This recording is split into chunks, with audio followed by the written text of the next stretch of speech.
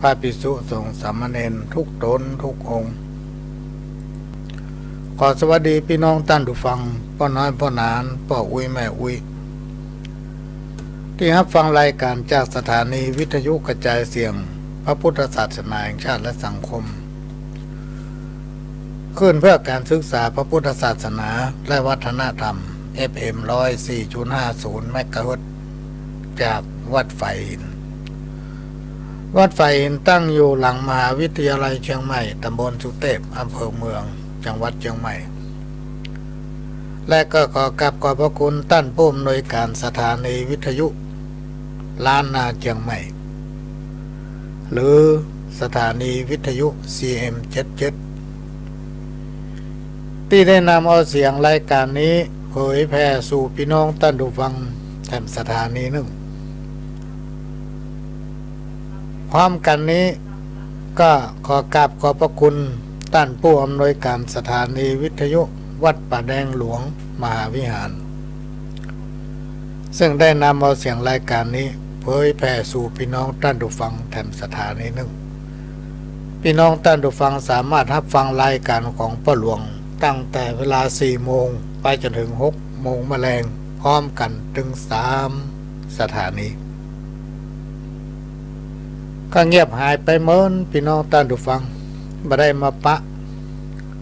มาพบมาอู้มาจากัน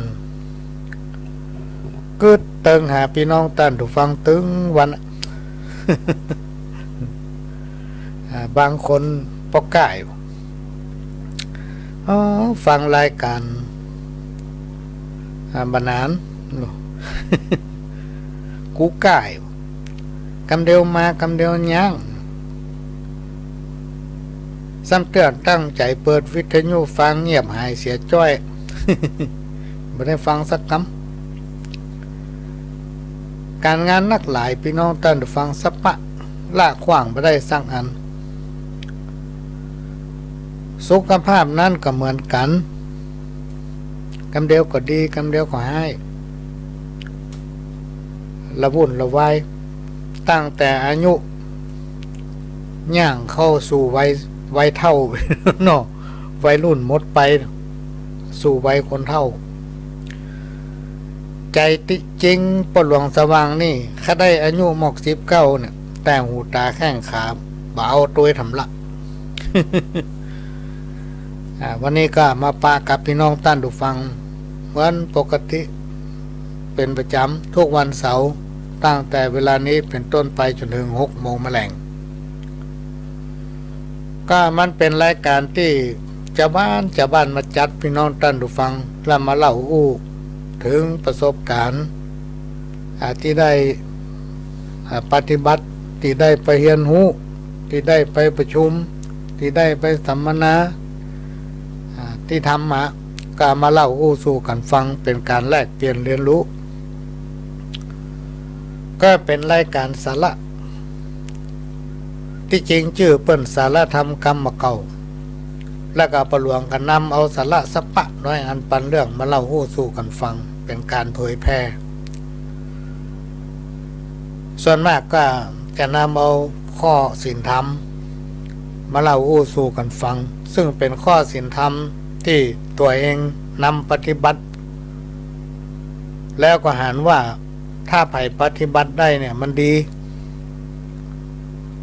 พี่น้องท่านผู้ฟังการที่เราจะบอกยืนยันว่าสิ่งที่เราทำอยู่นั้นมันดี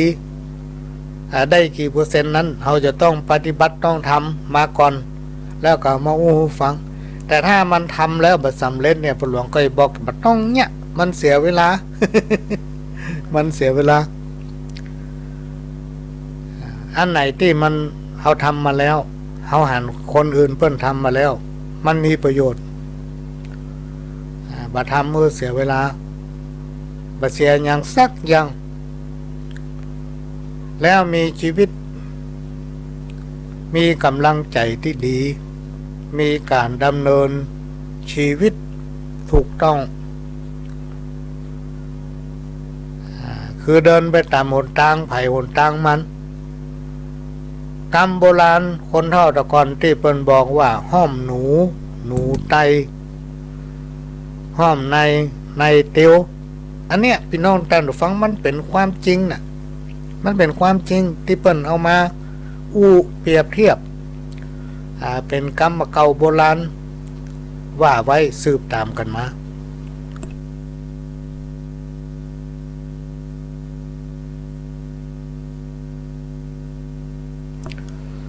ซึ่งกรรมนี้ถ้าจะมาแปลคือมันเหมาะกับยุคสมัยปัจจุบันก็คือหนทางไผหนทางมันวิถีชีวิตของไผของมันอาชีพไผอาชีพมันเป็นภาษาเจ้าบ้านก็คือห้อมไผห้อมมันคนเฮาเนี่ยพื้นฐานความรู้ประสบการณ์มันจะเหมือนกันพี่น้องท่านผู้ฟังบางผู้บางท่านเปิ้นมีปัญญาเสียบแหลมสอบได้ปริญญาเป็น10 ใบ20 ใบ เหมือนกับพระนักเทศหลายโตนหลายองค์ที่เปิ้นเอามาเฮานี่นะมีใบประกาศนียบัตรปริญญาโทปริญญาเอกเป็น20 ใบพวกนี้เนาะทีแรกฟังแล้วก็ยังมันเป็นไปได้อย่างใดมีเป็น20 ใบ เป็นว่าเอาไปถ่ายเอกสารเอา ความรู้ของคนเฮานี่บ่เท่ากันพื้นฐานการการทำงานกรรมเหมือนกันบางอย่างพี่น้องท่านผู้ฟังปอน้อยปอนานครูบาอาจารย์เถระเจ้าทั้งหลายไว้สาเพราะว่ารายการของพ่อหลวงมีพระเถระครูบาอาจารย์ติดตามมาฟังนักขนาดวัดใต้วัดเหนือคือกำลังใจบางสิ่งบางอย่างครูบาอาจารย์เจ้าทั้งหลายท่านสมภารเจ้าวัดพระสงฆ์องค์เนนท่านจบเรียกว่าเป็นปราชญ์ในทางพระพุทธศาสนา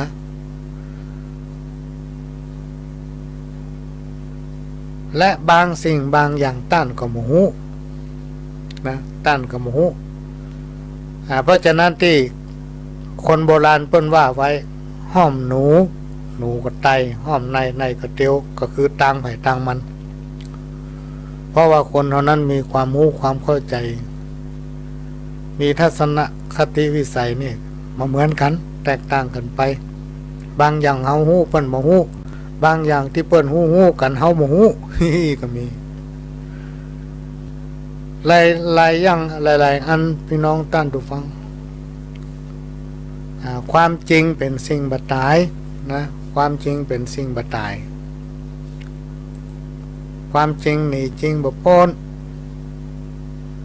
ยิ่งในยุคปัจจุบันนี่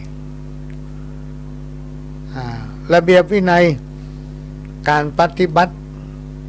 ของตนของแต่ละคนของแต่ละท่านเป็นตัวชี้วัดค่าของความเป็นคนค่าของความเป็นปราชญ์ถ้าคนเฮามีระเบียบวินัยทำตามหน้าที่ของไปของมันให้มันสมตามคำโบราณที่เปิ้นว่าห้อมหนูไตห้อมในเตียวถ้าเรื่องขวดบ่ไปเรื่องแก้วถ้าเรื่องน้ำบ่ก็ไปเรื่องน้ำของก็คือมันยุ่งกันนะทำไปตามหน้าที่ของไปของมันเหมือนกับมือ10 นิ้วเนี่ยแต่ละนิ้วเนี่ยมีหน้าที่ของไปของมันพระหลวงเคยนำไปหลายที่ว่าถ้าเราจะว่าถึงบทบัญญัติข้อกฎหมายพี่น้องท่านผู้ฟังมันมีนักหนาปาป้านแก้แล้วก็แก้ทำเปลี่ยนรัฐบาลชุนก็แก้กฎหมายละมีการแปรยติแก้กฎหมายข้อนั้นข้อนี้เพิ่มอันนั้นอันนี้แต่ระเบียบกฎข้อห้ามข้อปฏิบัติในทางพระพุทธศาสนานั้นเปิ้นมามีเปลี่ยนมี5 ข้อมาเป็นหลายพันปีแล้วพี่น้องท่านผู้ฟังก็คือศีล 5มามีแปรยติว่าต้องมาปรับปรุงศีล 5ข้อ1ปาณาข้อ2 อาทินนาข้อ3กาเมข้อ4มุสาข้อที่5สุราเนาะต้องปรับปรุงแก้ไขมีศีล10ศีล8ศีล200ของทุกเจ้า200ปลายเนี่ยบ่มีการเปลี่ยนมีมาตั้งแต่สมัยพุทธกาลเหมือนกับสูตรพระปฏิโมกข์สูตรอย่างนั้นก็อย่างนั้นถ้าเอายอมน้อมนำเอาศีลเอาธรรมะอันเป็นพื้นฐานของเจ้าบ้านเนี่ยมาปฏิบัติเอากศีล5ข้อนี้ปอกถ้าท่านอยู่ในกรอบของศีลถึง5ข้อนั้นทำอะไรอย่างก็รับรองว่าผิดกฎหมายสักข้อ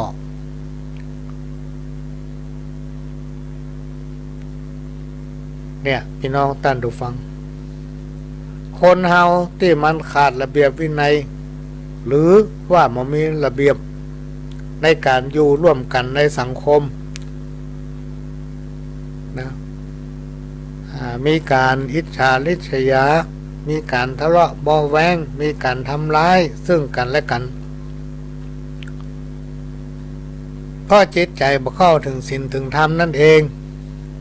คนที่เปิ้นจิตใจเป็นศีลเป็นธรรมพี่น้องท่านผู้ฟังถ้าจะทำอย่างลงไปเปิ้นอายตัวเก่าอายจะอู้กรรมบดีบดักออกไปเปิ้นก็อายนะเพราะเพื่อนฐานทางด้านจิตใจมันจะแตกต่างกันพี่น้องท่านผู้ฟังนอกจากว่าจะมีคนที่มากันแกล้งจังเปิ้นหาเรื่องใส่ฮื้อเปิ้นปั้นน้ำเป็นตัวเรื่องบ่มีแปลงเข้าใส่เรื่องบ่ใหญ่แปลงเอาเปิ้นเรียกว่าทิฐิคือสังคมที่มันเกิดความเคลือบแคลงพ่อหน้ามาหันใจพ่อในใจของแต่ละคนนั้นมีทิฐิเบื้องลึกของจิตใจบ่มีศีลธรรม คนที่เปิ้นมีศีลมีธรรมจิตใจเปิ้นจะอ่อนไหวสิ่งไหนควรบ่ควรฮู้อยู่แก่ใจคนที่มันใจมืดใจดำเนี่ยพี่น้องท่านผู้ฟังดีบ่ดีมันบ่สนนะขอมันได้อย่างเดียวนะ ขอกูได้ละบ่สนในเรื่องอย่างครูบาอาจารย์เปิ้นเลยเปรียบไว้ว่าความเก่งใจเป็นสมบัติของคนดีเกิดเป็นคนถ้าหากบ่เก่งใจไผโบราณเปิ้นกล่าวไว้ว่าคนนั้นไร้ไร้คุณธรรมประจำตนเพราะฉะนั้นเราจะต้องฝึกให้ตนเองมีความเก่งใจและก็ฝึกตนเองเพื่อมีความเก่งใจคนอื่นเราจะไปฝึกคนอื่นเพื่อมีความเก่งใจภายๆนั้นต้องมาฝึกตนเองเพื่อมีความเก่งใจคนอื่นๆครูบาอาจารย์ท่านได้กล่าวไว้ว่าจะมีแต่ผลดีๆสิ่งดีๆจะเข้ามาหาตนเองเมื่อเราเก่งใจคนอื่นต่อมาคนอื่นก็จะมีความเก่งใจเรานะจะมีความเก่งใจเราเมื่ออาทิตย์ที่ผ่านมานี้มาเข้ารายการได้สักน้อยหนึ่งแกนไปจัดเมินนะพี่น้องท่านผู้ฟังถ้าไอนะมันอู้บ่ออก แกนอย่างหมู อันนี้ก็เป็นเรื่องที่นำมาอู้ฝากกับพี่น้องท่านผู้ฟังเพื่อเป็นคติข้อคิดสิ่งไหนที่มันหันว่าน่าจะนำมาคิดแล้วเอาไปบอกลูกสอนหลานเอาไปอู้ต่อไปว่าเนี่ยมันเป็นอย่างนั้นอันนี้มันเป็นอย่างนี้เหมือนกับท่านผู้รู้ตั้งหลายเพื่อนแนะนำว่าการอบรมก็ดีการไปประชุมก็ดีการไปพบปะกับปราชญ์ราชบัณฑิตท่านผู้รู้เอาไปเตื้อหนึ่งก็คือจำมาข้อไป2เตื้อก็คือได้มาข้อหนึ่งไป10เตื้อก็ได้10ข้อ พ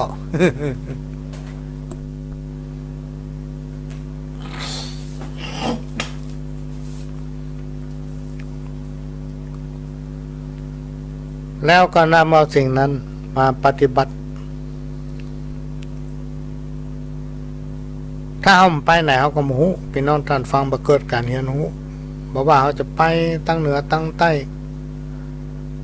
ไปงูไปหันวัฒนธรรมของเปิ้นก็เอามาปรับปรุงอันไหนที่มันบ่ถูกก็บ่ต้องนำมาปฏิบัติแล้วหลายๆอันหลายๆอย่างพี่น้องท่านผู้ฟังอันไหนที่มันทำให้เราเป็นทุกข์อันไหนที่มันทำให้เราเหนื่อยทำให้เราอึดอัดหลายๆคนเนี่ยโทรมาหาเขียนจดหมายมาหาเวลาปะก็มานั่งคู่ว่ารู้สึกว่าเหนื่อยรู้สึกว่าอิดกับการงานนั้นประหลวงก็ได้คือคำแนะไปว่าการอันใดที่มันนักหนาปาป้านถ้าจะปิกบ้านเอากล่องไว้โต๊ะหันจะไปปิกตัวม่วนอู้ลูกอู้เมียก็ม่วนคำเดียวเกิดปัญหาครอบครัวละปัญหาสังคมทำแบบหนึ่งที่มันเกิดขึ้นถึงวันก็ด้วยความที่บ่เข้าใจกันพี่น้องท่านผู้ฟังบางคนเครียดจากการจ้างงานปิกไปบ้านไปทะเลาะกันอู้กันพิษใจน้อยเดียวทะเลาะกันละนี่เป็นต้นเว้นสิ่งนี้คนที่ทำงานหรือว่าคนที่ยากการยิ่งยากการนักเท่าใดก็ป้าปัญหานักตานคนที่มาแย่อย่างสักอย่างคนนั้นอ่ะมันเริ่มมีปัญหาอย่างสักอย่างเพราะมันมาแย่อย่างสักอย่าง จำไว้เด้ออันนี้ครูบาอาจารย์เปิ้นอู้ทำนะอย่างกระจ้างพี่น้องท่านผู้ฟังโดยเฉพาะในยุคปัจจุบันเนี่ยเปิ้นว่าเฮาเกิดมาเป็นคนตึงเตื้อเนี่ยจะต้องทำอันอย่างให้มันเหมาะสมกับที่เฮาได้เกิดมาเป็นคนเพื่อทดแทนคุณของแผ่นดินทดแทนคุณของพ่อของแม่ทดแทนคุณของครูบาอาจารย์พ่ออุ้ยแม่ป้าปอน้อยปอนันพี่น้องศรัทธาสันนิบาตตานเข้าก็คือปฏิบัติตัวเป็นคนดีถ้าเขามีลูกเต้าเป็นคนดีเนี่ยพ่อแม่ภูมิใจท่านทั้งหลายคิดว่าภูมิใจกว่าถ้าลูกเต้าเป็นคนดีหรือว่ามีหลายๆคนต้องการให้ลูกเป็นคนให้คนเร็วแจ้งมากกับดาพ่อค่ำมากกับดาแม่ใครมีความต้องการอย่างนี้บ้างมันมีสักคน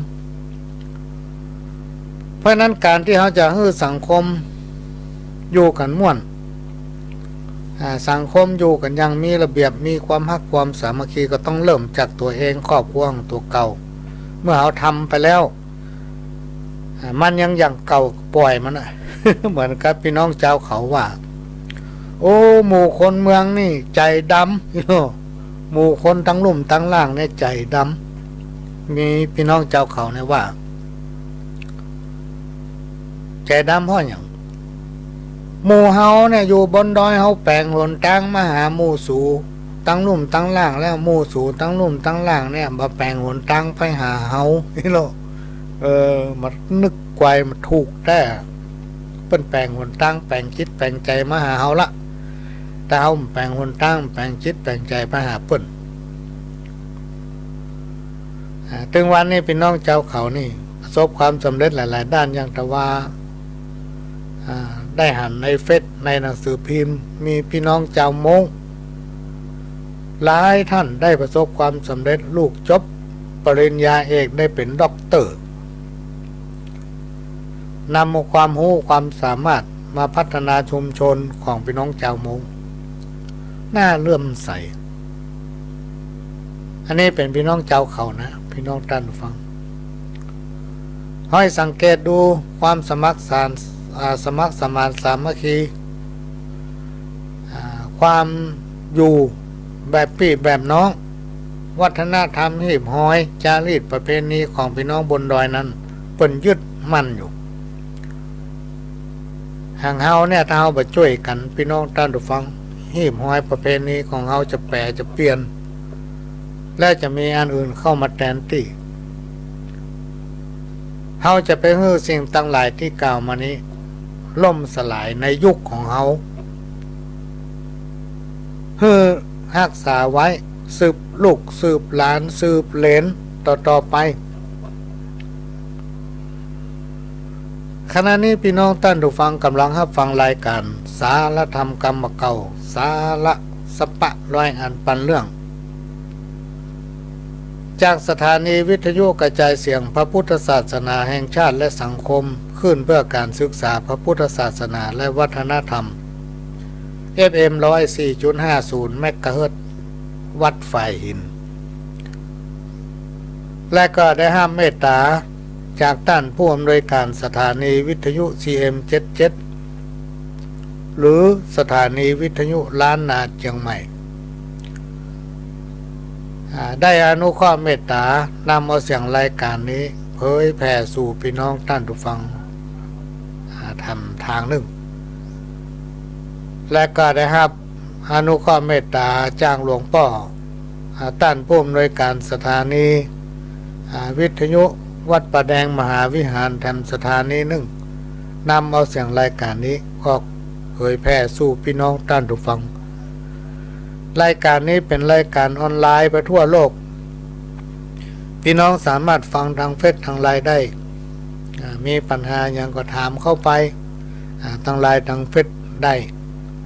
ถ้าโอ้ถึงตัวพระหลวงแต่มาใครเก่งเท่าใด มาใครเก่งทางเฟซทางไลน์ก็อาศัยบุญบารมีของท่านผู้อำนวยการสถานีเวลาจะเข้ารายการท่านผู้อำนวยการสถานีก็จะเข้ามาในเฟซในไลน์ในเปิดห้องว่าในอย่างของพระหลวงเนี่ย โปรแกรมของสถานีท่านผู้อำนวยการก็จะเข้ามาที่นี่ให้ความสะดวกครับพี่น้องท่านผู้ฟังพระหลวงมาให้เก่งทางด้านนี้ดำเนินรายการโดยก้าวกับผมพระหลวงสว่างธาตุอินจันทร์เป็นอดีตผู้ใหญ่บ้านละพี่น้องท่านผู้ฟังแนบทองคำปี 2555 จังหวัดเชียงใหม่ได้เกษียณอายุราชการเมื่อเดือนเมษาปีที่แล้วนี่เกษียณอายุจากการเป็นผู้ใหญ่บ้านแต่ก็ยังเป็นประธานเครือข่ายกองทุนแม่ของแผ่นดินอำเภอเมืองเชียงใหม่เป็นประธานเครือข่ายกองทุนแม่ของแผ่นดินจังหวัดเชียงใหม่และก็8จังหวัดภาคเหนือและก็รับมาตำแหน่งหนึ่งเมื่อ2 เดือนที่ผ่านมาก็คือเป็นรองประธานศูนย์ประสานงานกองทุนแม่ของแผ่นดินแห่งชาติมีสำนักงานอยู่ที่กรุงเทพมหานครและก็ได้ห้ามเมตตากรุณาจากผู้รักผู้ใหญ่ของจังหวัดเชียงใหม่และก็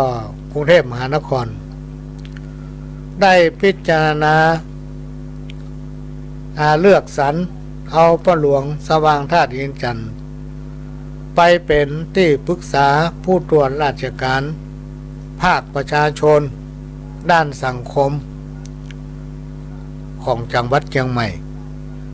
โดยสังกัดสำนักปลัดสำนักนายกรัฐมนตรีทำเนียบรัฐบาลกรุงเทพอันนี้เป็นตำแหน่งใหม่ล่าสุด รวมแล้วมีเป็น5-6ตำแหน่งกว่าพี่น้องท่านผู้ฟังมีอยู่วันหนึ่งมานั่งคู่กับสหายธรรมญาติธรรมว่าโอ้ยพ่อตำแหน่งนักให้ล่ำเหลือเป็นอย่างใดนี่พ่อจะทำแพ้ทำไหวว่าอายุขนาดนี้แล้วไอ้เนาะประเดี๋ยวนี้ใจพ่อนี่อายุสัก19เนี่ยไอ้เนาะ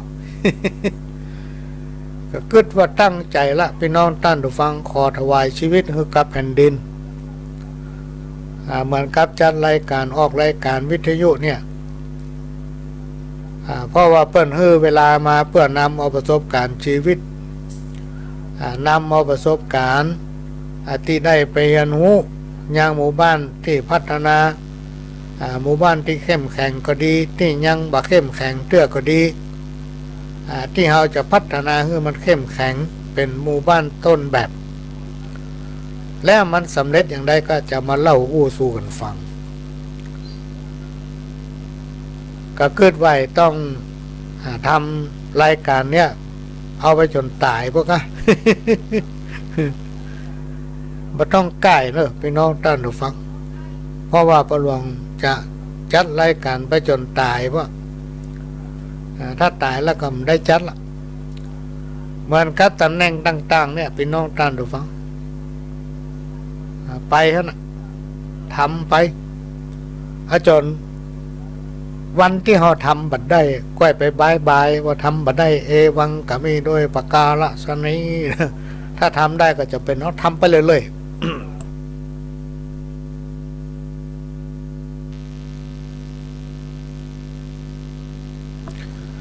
ก็ถือว่าเป็นเกียรติแก่วงตระกูลธาตุอินจันทร์นี่เป็นเกียรติกับพี่กับน้องเป็นเกียรติคือกับลูกกับเต้าเป็นเกียรติคือกับครอบครัวญาติมิตรลูกหลานเป็นเกียรติคือกับพ่อแม่ศรัทธาญาติธรรมที่ได้รับความไว้วางใจได้รับเกียรติอย่างสูงสุดเพื่อไปเป็นที่ปรึกษาผู้ตรวจราชการโดยสังกัดสำนักปลัดสำนักนายกรัฐมนตรี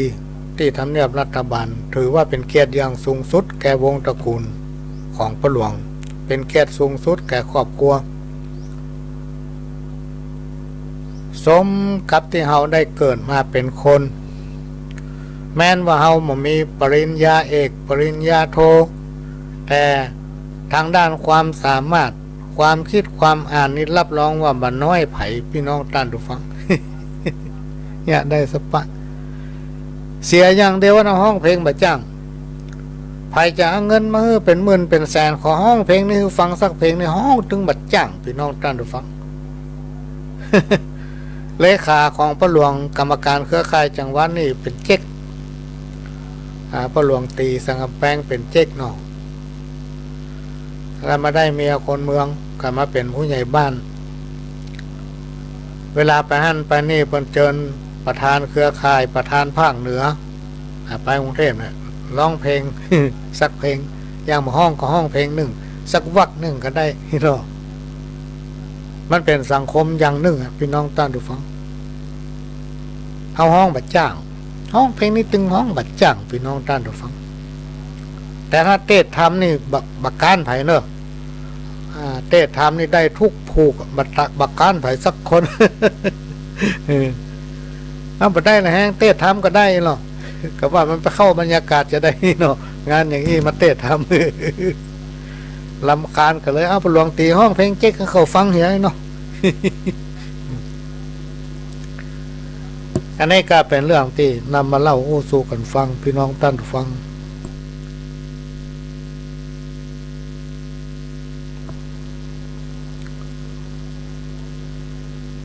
วันนี้เราก็จะอยู่ด้วยกันถึงปุ้น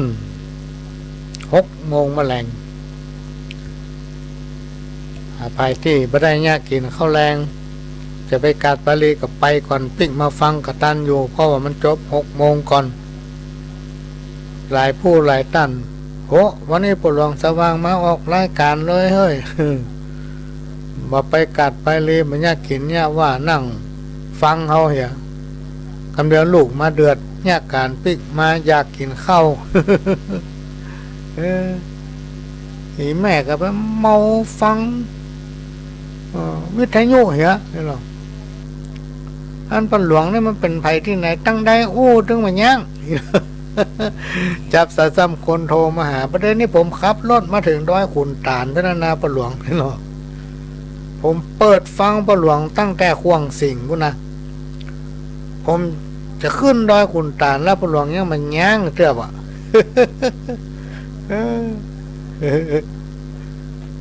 นักแกน่ะมันอย่ามาดีเป็นลูกเราเต้าเราหลานภายมัวเนาะ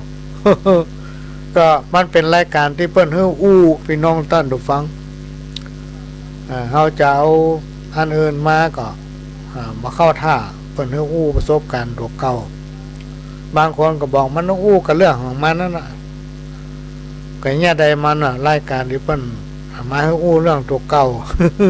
เป็นรายการของเฮาก็กับเรื่องของเฮากันเนาะสิ่งที่ดีท่านก็ฟังสิ่งที่บ่ดีก็ท่าฟังเนาะถ้าเอาเปิดเพลงเพื่อก็เดือดว่าเพลงเนี่ย สถานีมีปะเลอะปะเตยหยังเขาค่อยฟังย่ำอะไรไปฟังตั้งอื่น เขงเขาอู้อ่ะพี่น้องตั้นดูฟัง แล้วก็เป็นจะได้ถึงอู้ธรรมะมันเจหน้าที่ของพ่อหลวงที่จะมาอู้ธรรมะเพราะว่าพ่อหลวงเนี่ยใหญ่น้อยมากับวัดพี่น้องตั้นดูฟังกินกับธรรมะในโลกกินกับธรรมะเนี่ย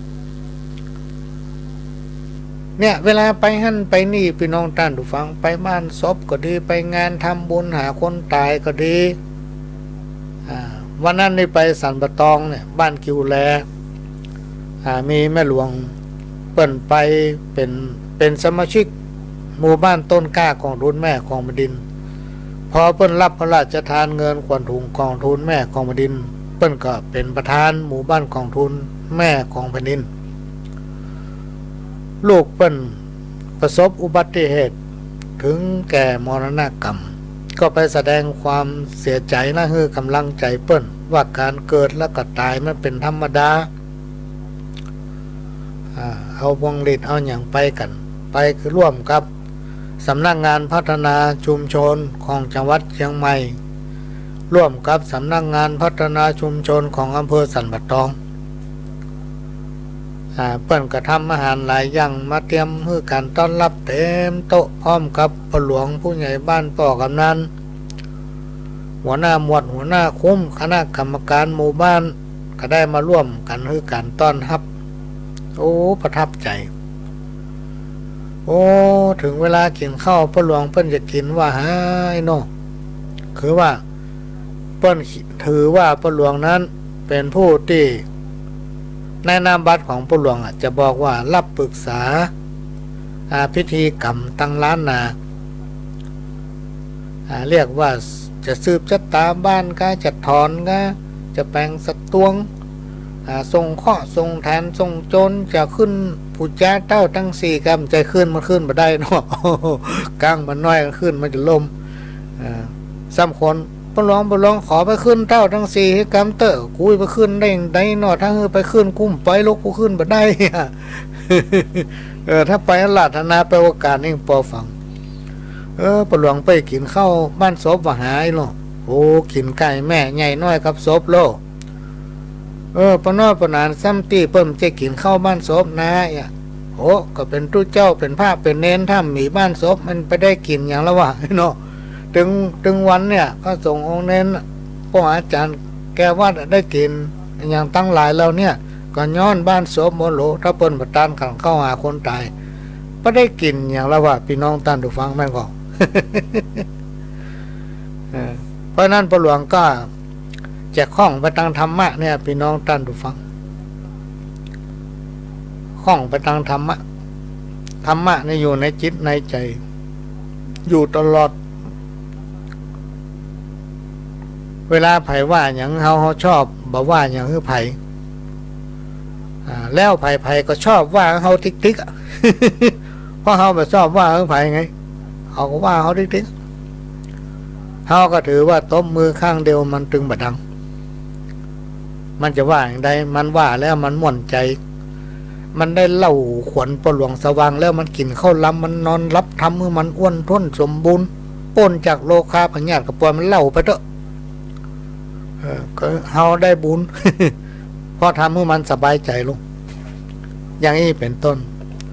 เขาหันห้อมว่าอย่างไรก็ว่าเขาติ๊กๆ คนเฮาเนี่ยถ้าอยู่ไก่หมูไก่ปี้ไก่น้องบดีอย่างเงี้ยพี่น้องท่านดูฟัง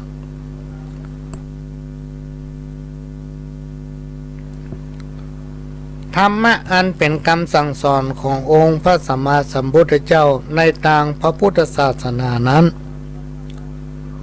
แบบง่ายๆแบบเจ้าบ้านตั้นสอนให้คนเฮาฮู้จักตัวเก่าหรือสอนให้คนเฮาตั้งหลายนี่ฮู้จักตัวเองที่มันมีปัญหาอยู่ในสังคมตึงวันนี้เพราะคนเฮาตั้งหลายบ่ฮู้จักหน้าที่ของตนเองตัวเองเป็นผู้นำก็บ่ทำตามหน้าที่ของการเป็นผู้น ตัวเองเป็นผู้ตามก็ทำตามหน้าที่ของการเป็นผู้ตามทำนอกเหนือจากหน้าที่ของตนเองชอบไปก้าวไก่คนอื่น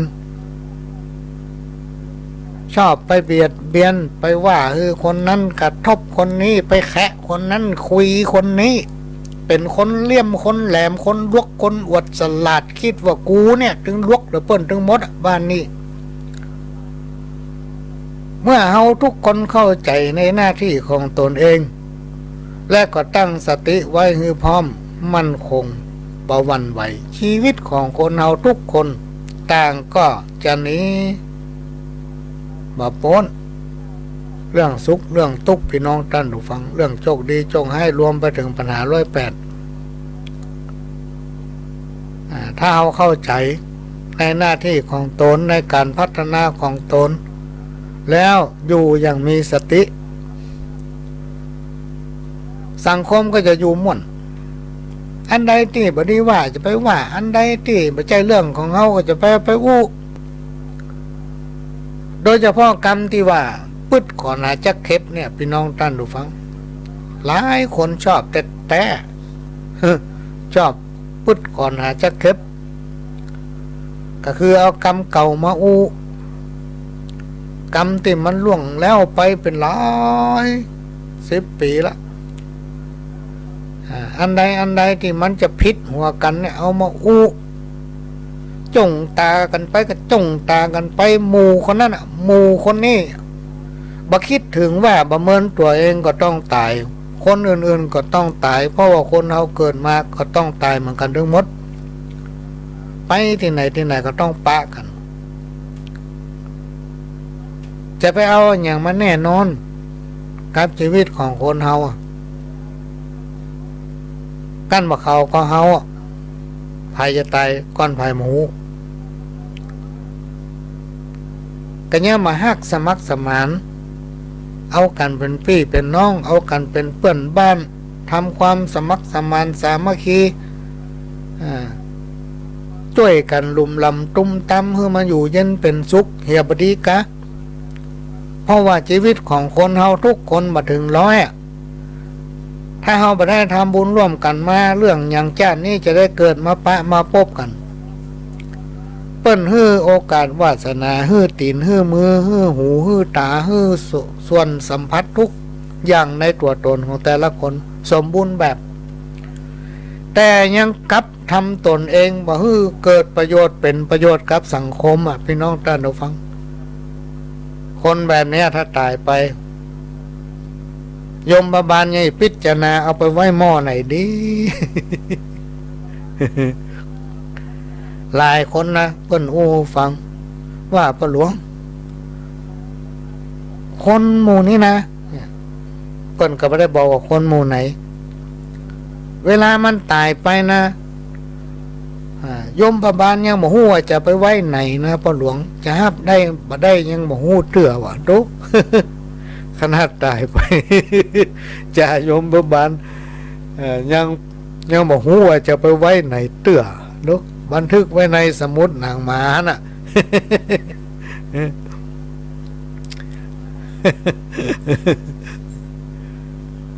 พี่น้องท่านผู้ฟังป้าหลวงนี่มาชอบดูละครมาชอบดูหนังแต่ก่อนนี่ชอบดูข่าวจะดูถึงวันเรื่องข่าวนี่นะถึงวันนี้ก็ดูอยู่แต่บล่ำได้อ่านหนังสือพิมพ์เพราะว่ามีเวลาก็เปิดดูในเฟซในไลน์ในคอมพิวเตอร์เนี่ยทำงานไปโดยฟังตีดีฟังนะเนาะเหตุการณ์บ้านการเมืองมันก็เกิดขึ้นสปะสเปดนะและป้าหลวงชอบเนี่ยการคือถ้าเนี่ยอันนั้นสวะอันนั้นกับไปเนี่ยอันนี้ มือว่างถามว่ารับเวลาไหนเอาจนขั้นรับก่อนถึงจะนอนเนี่ยนี่ก็นอนนี่แหละเอาจนขั้นรับก่อนถ้ามาอั้นมานอนถ้าเฮานอนโดยเฮาบ่ขั้นรับเนี่ยมันเจ็บมันปวดพี่น้องท่านผู้ฟังนอนอยู่หั่นโดยบ่รับนี่เจ็บเอว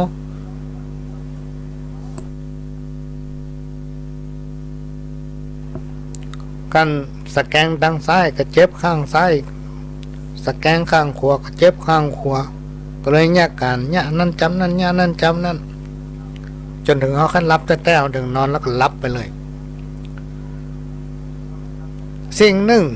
ที่จะเอาเป็นกู้เวลาเขาแยกกันคือ ละครอันเนี้ยหนังประวัติของเมืองจีนเรื่องเปาบุญจินเนี่ยเปาบุญจินเนี่ยมีเป็นตอนเนาะ ชอบดูแม่เปาบุญจินมันเด็ดขาดพี่น้องท่านดูฟังเด็ดขาดมันเอาคนใหม่เป็นหลักแล้วก่อนที่เปิ้นจะตัดสินไผนี่ปัญหาข้อมูลหาพยานหลักฐานจนพร้อมหมดเนาะออกมาจนผู้ต้องหานี่ปฏิเสธบัดได้เพราะมันแม่นหมด โอ้ปหลวงยาการแต่ละครั้งแต่ละวันนี่ถ้าเปิดเปาบุญจินเป็นกู้ไปตัวเนาะเพราะมันประหารคนไปเป็นหมูกี่คนเอาจี้เลี้ยวกัน ฟังแล้วมันต้องได้คิดเนาะคือมันจบไปเป็นตอนเป็นเรื่องแล้วละครโทรทัศน์ก็ดีละครวิทยุก็ดีบางทีเขาต้องการดูเพื่อความสนุกสนานมันมาให้เขาพอ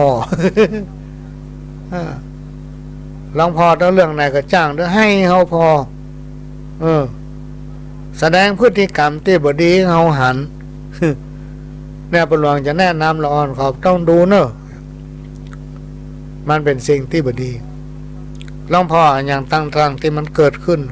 ถึงวันเนี่ยเขาละครเนี่ยถ้ามันเป็นเรื่องอิงชีวิตจริงก็ไปทำแบบหนึ่งละครที่อิงประวัติก็ไปทำแบบหนึ่งแต่ละครที่มันมีความอิจฉาริษยาทะเลาะกันเรื่องผัวเรื่องแม่อันนั้นอันนี้นะโอ้นั่งหนาปะปั้นดูแลวมาทำมือเปิดเพลินดูแลวเศร้าหมองนอนบ่หลับ สรุปแล้วเมื่อเราทุกคนเข้าใจในหน้าที่ของตนเองพี่น้องท่านผู้ฟังอันยังจะเปลี่ยนไปก็จ้างมันเราจะต้องคุมจิตใจของตนเองความทุกข์มันทำให้คนเรามีความคิดมันทำให้คนเราฉลาดความฉลาดมันทำให้คนเรามีความสุขความสุขมักทำให้คนเราเพลิดเพลินความเพลิดเพลินที่ทำให้คนเราเป็นทุกข์การมีชีวิตอยู่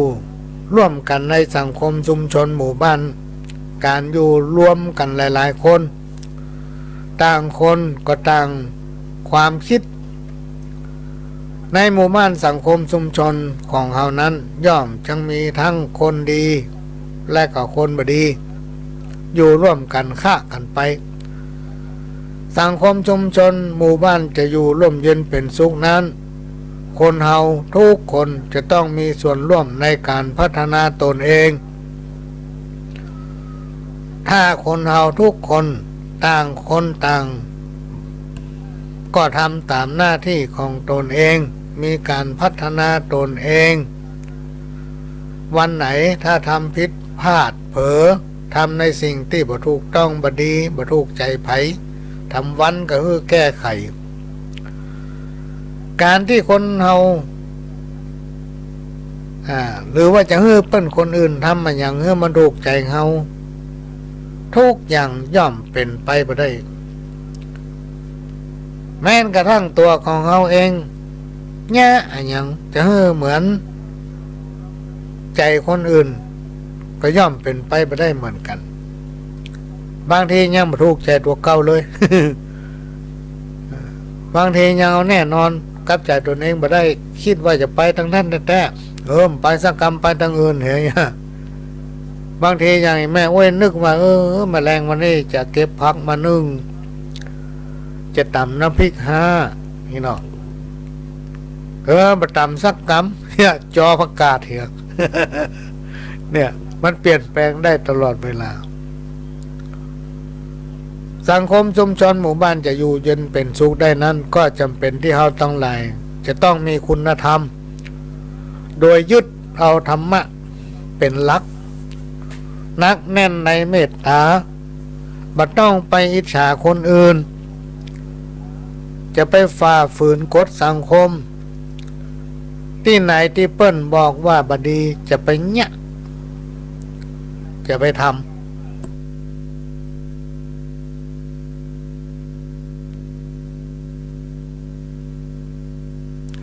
อันนี้เป็นสิ่งที่นำมาฝากพี่น้องท่านผู้ฟังตามคำขอพี่น้องท่านผู้ฟังเนื่องจากว่าเมื่อคราวก่อนเนี่ยเปิดเรื่องการบรรยายของพี่น้องที่เป็นเชิญเอาผู้ที่นำเอาประสบการณ์ชีวิตมาบรรยายที่กรุงเทพมหานครมีเทปเกี่ยวกับการล่มสลายของพระพุทธศาสนาหรือว่าการบริหารบ้านเมืองของประเทศใกล้บ้านเรานี่ในสมัยก่อนแต่เรามาเปิดฟังเอาหันว่ามันมีประโยชน์มีข้อคิดหลายด้านมันเป็นประสบการณ์ในการเรียนรู้พี่น้องท่านผู้ฟังพระหลวงนำมาเปิดเมื่อคราวก่อนเนี่ยใกล้จะจบละแต่ว่ามีพี่น้องที่เปิ้นสามารถฟังในวันเสาร์ได้เปิ้นว่าขอเปิดให้มันจบไปเหรอก็จะใช้เวลาแถมสักน้อยเนี่ยเปิดการล่มสลายของพระพุทธศาสนาและการล่มสลายการบริหารบ้านเมืองของประเทศใกล้บ้านเราสมัยก่อนมาเปิดให้ฟังเพื่อฝากไว้เป็นข้อคิดพี่น้องท่านผู้ฟังถ้าตั้งใจแล้วจะได้ข้อคิดโดยเฉพาะเราเป็นเจ้าพุทธเราเป็นพุทธบริษัทเป็นศรัทธาตายกตายิกาเป็นผู้อุปถัมภ์ค้ำจุนพระพุทธศาสนาถ้าเป็นในเมืองนี่วัดมันติดวัดเอาจะไปวัดไหนไปส่งเสริมไปช่วยค้ำจุนอุปถัมภกด้วยปัจจัยสี่ตามกำลังของเขาแต่รอบนอกก็มีวัดไผ่วันมันเขาจะต้องช่วยกันรักษาไว้วัดเป็นสถานที่อบรมบ่มนิสัย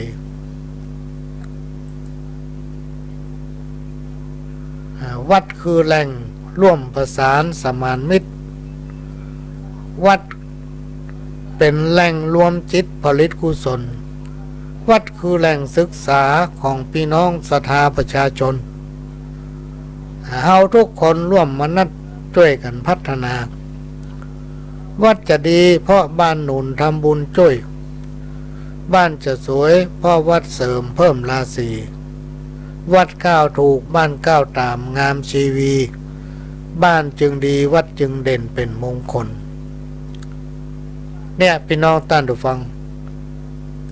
เราทุกคนอาจจะต้องช่วยกันส่งเสริมที่เปิ้นทำความดีถ้าเราหันไผก็แล้วแต่เปิ้นทำความบดีเราต้องมีสิทธิ์ไปว่ากล่าวตักเตือนสติเปิ้นคืนมาเปิ้นหลงเปิ้นลืม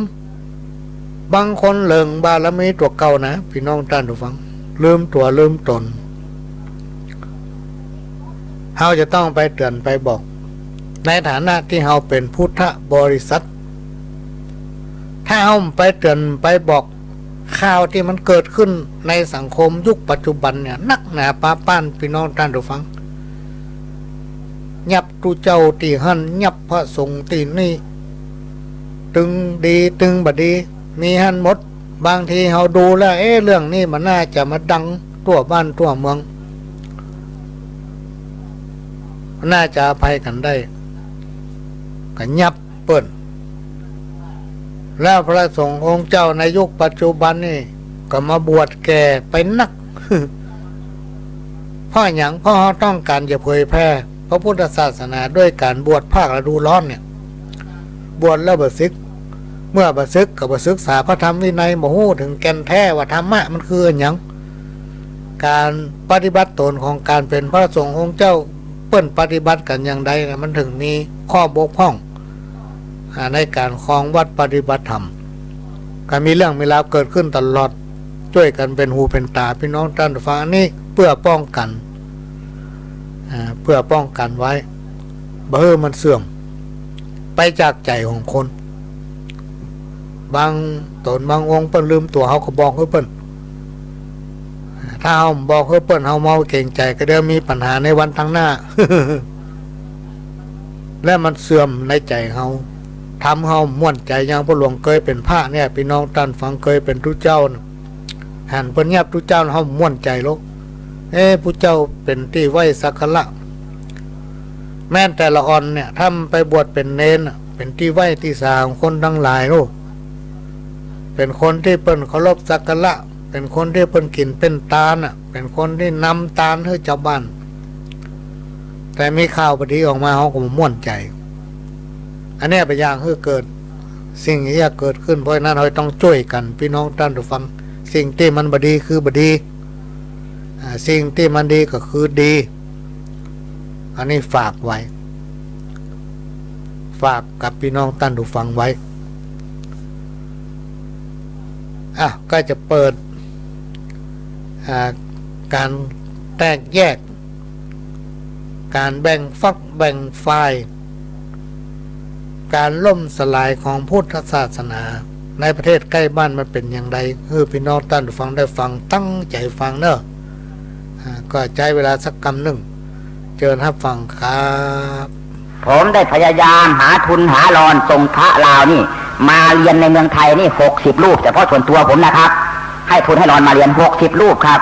ได้เป็นมหา3 ประโยคก็มี4 ประโยคก็มีได้มศ3 มศ4ก็มีพวกเหล่านี้พอรัฐบาลไกรสอนประกาศว่าใครอยากจะมาเรียนต่อก็มาได้นะกลับไปศึกหมดเลยครับพอศึกเรียบร้อยแล้วก็ไปเรียนกับเขาเรียนได้เดือน2 เดือนแล้วก็ว่ายข้ามโขงนี้ประเทศไทยมานั่งกสกระแสอยู่ศูนย์น้องคายเต็มหมดเลยครับตอนนี้หนีมาหมดแล้วนะ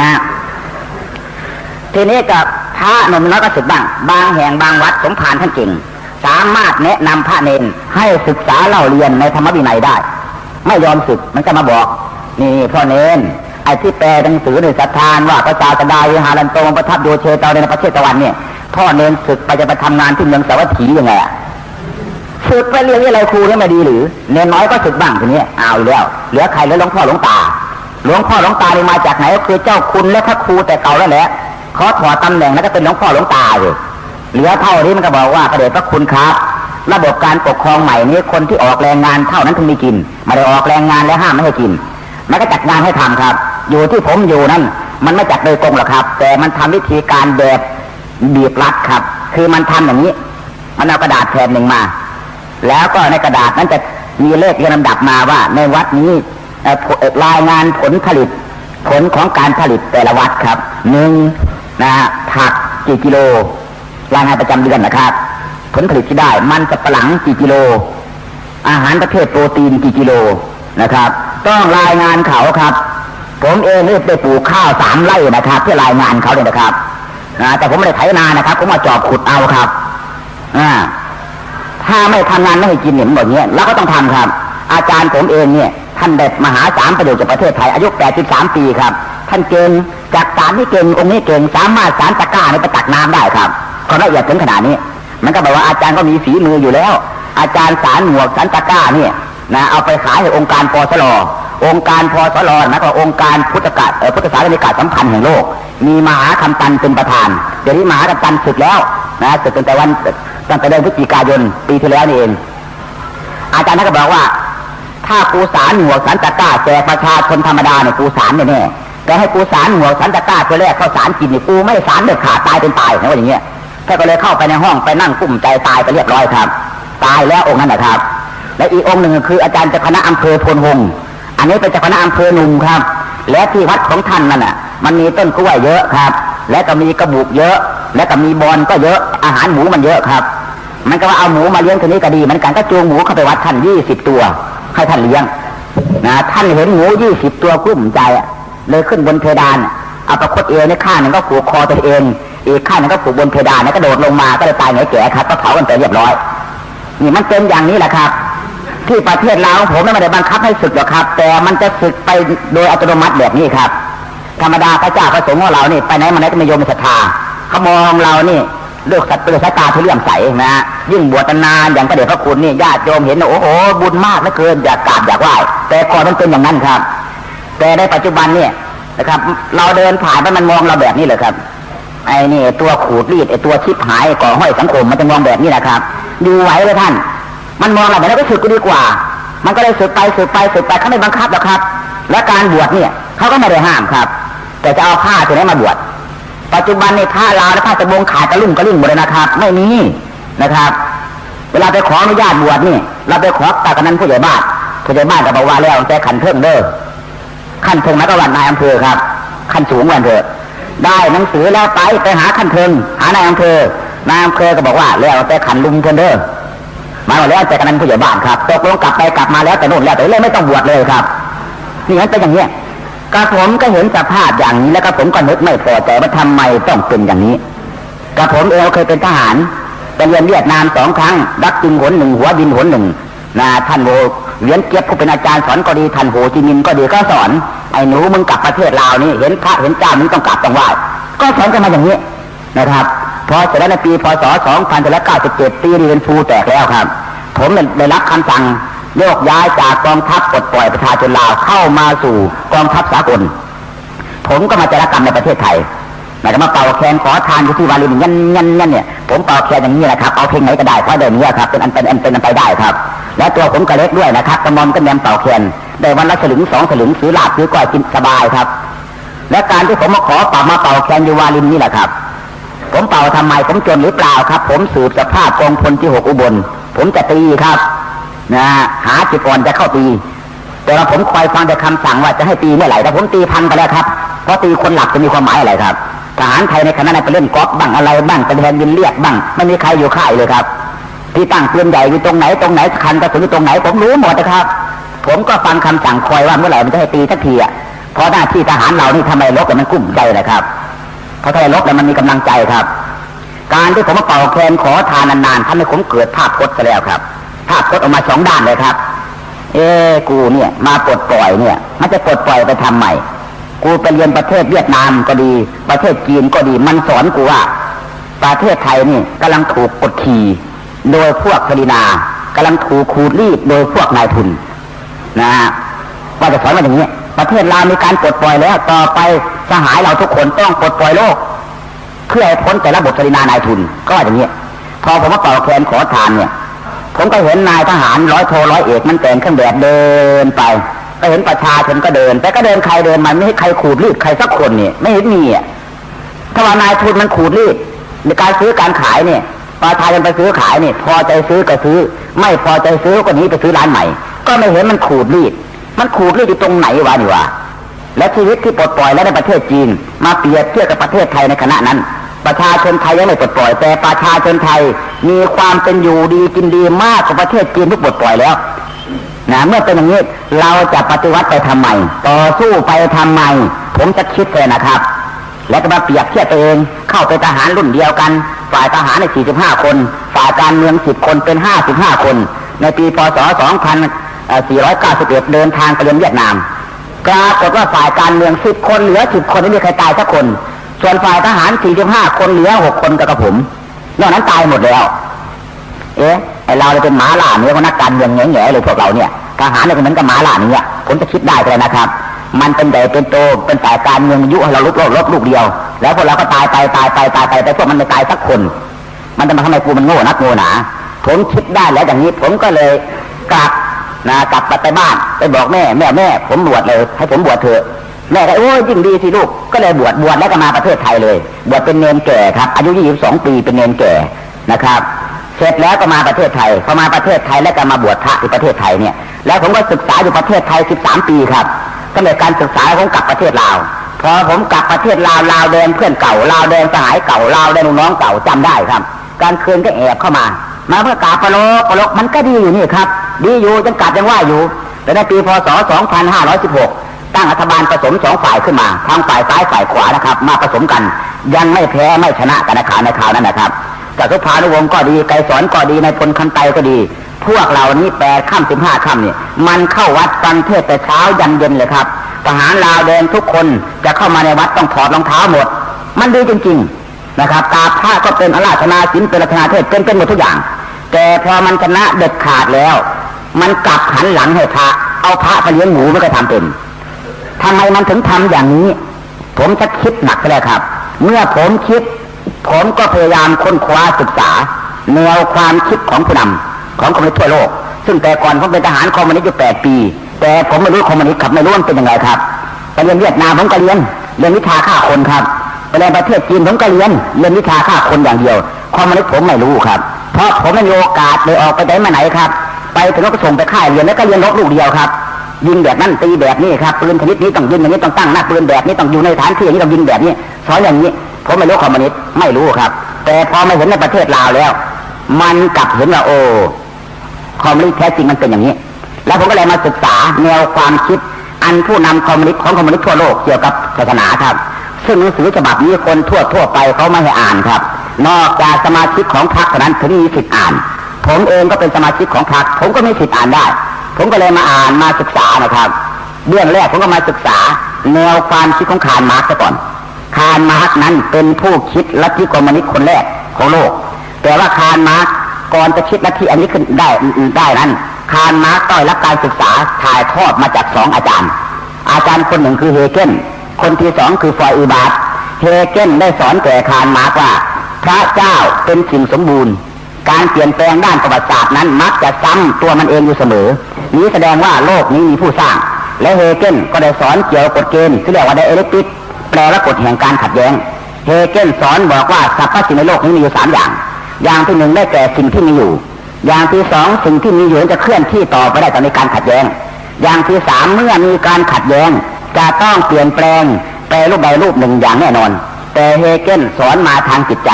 ว่าตัวกำหนดถ้าให้เกิดภาวะการขัดแย้งเปลี่ยนแปลงนั้นก็คือจิตนั่นเองเป็นต้นเหตุโดยเหตุนี้แนวความคิดของเฮเกลที่ให้คาร์ลมาร์กนั้นจึงเป็นแนวความคิดไดอะเลกติกไอเดียคือเป็นแนวความคิดด้านจิตนิยมต่อมาคาร์ลมาร์กก็มาศึกษาจากฟอยอีบาร์ตได้สอนแก่คาร์ลมาร์กว่าสรรพสิ่งในโลกนี้ไม่มีอะไรนอกจากมนุษยธรรมชาติเท่านั้นการเปลี่ยนแปลงด้านจิตใจนั้นเป็นผลสะท้อนมาจากวัตถุได้แก่วัตถุเป็นเครื่องดึงดูดจิตใจวัตถุเป็นเครื่องเปลี่ยนจิตใจบุญก็ดีบาปก็ดีวิญญาณก็ดีเป็นของสูญเปล่าเป็นของไม่มีจริงก็อยู่ต่อมาคาร์ลมาร์กก็เอา2 ความคิดของอาจารย์นี้มาผนวกเข้าด้วยกันแล้วคาร์ลมาร์กก็บอกว่าแนวความคิดของเฮเกลใช้ไม่ได้ส่วนแนวความคิดของฟอยอีบาร์ตนั้นใช้ได้แต่มันเป็นนามธรรมต้องปฏิบัติให้เป็นรูปธรรมแล้วคาร์ลมาร์กก็ดึงเอาแนวความคิดเก่าของเฮเกลมาดัดแก้จากจิตนิยมให้เป็นวัตถุนิยมเสียใหม่โดยคาร์ลมาร์กตั้งสูตรใหม่ว่าสรรพสิ่งในโลกนี้มีอยู่3 อย่างที่1ได้แก่สสารและสนานอย่างที่2สสารและสนานจะเคลื่อนที่ต่อไปต่อมีการขัดแย้ง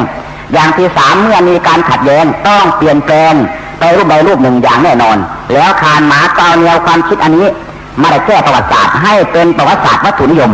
หมายถึงการเปลี่ยนแปลงของโลกจากระบบสหชีพโบราณมาเป็นระบบทาสแต่ระบบทาสเป็นระบบสดินาจากสดินามาเป็นนายทุนจากนายทุนมาเป็นสังคมนิยมเพราะอาศัยเงื่อนไขการขัดแย้งเปลี่ยนแปลงทางวัตถุนี่เองเป็นเกณฑ์และอาศัยการพัฒนาขึ้นในด้านวัตถุแต่ระบบสังคมนิยมนั้นก็จะเป็นคอมมิวนิสต์ในที่สุดด้วยเหตุนี้แนวความคิดของคาร์ลมาร์กนั้นจึงเป็นแนวความคิดไดอะเลกติกอิมิเตอร์คือเป็นแนวความคิดด้านวัตถุนิยมล้วนๆและอยู่ต่อมาในปีคศ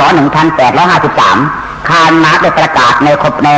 เรื่องพรรคคอมมิวนิสต์เรียกว่าคอมมิวนิสต์ประกาศในสงครามคอมมิวนิสต์เรียกว่าคอมมิวนิสต์มานิเฟสโตโดยคาร์ลมาร์กประกาศว่าเราเป็นศัตรูกับศาสนาและเรามั่นใจว่าเมื่อไหร่การปลดปล่อยกรรมอาชีพนี้สิ้นสุดลงแล้วความจำเป็นเกี่ยวกับศาสนานั้นจะไม่มีเป็นเด็ดขาดนี่แสดงว่าเจ้าคาร์ลมาร์กผู้คิดลัทธิคอมมิวนิสต์คนแรกของโลกนั้นเขาได้ปฏิเสธต่อต้านประกาศว่าศาสนานี้เป็นศัตรูของเขาแล้วอย่างแน่นอนและต่อมาก็แนวความคิดของเลนินนั้นเป็นผู้นำของรัสเซียนะ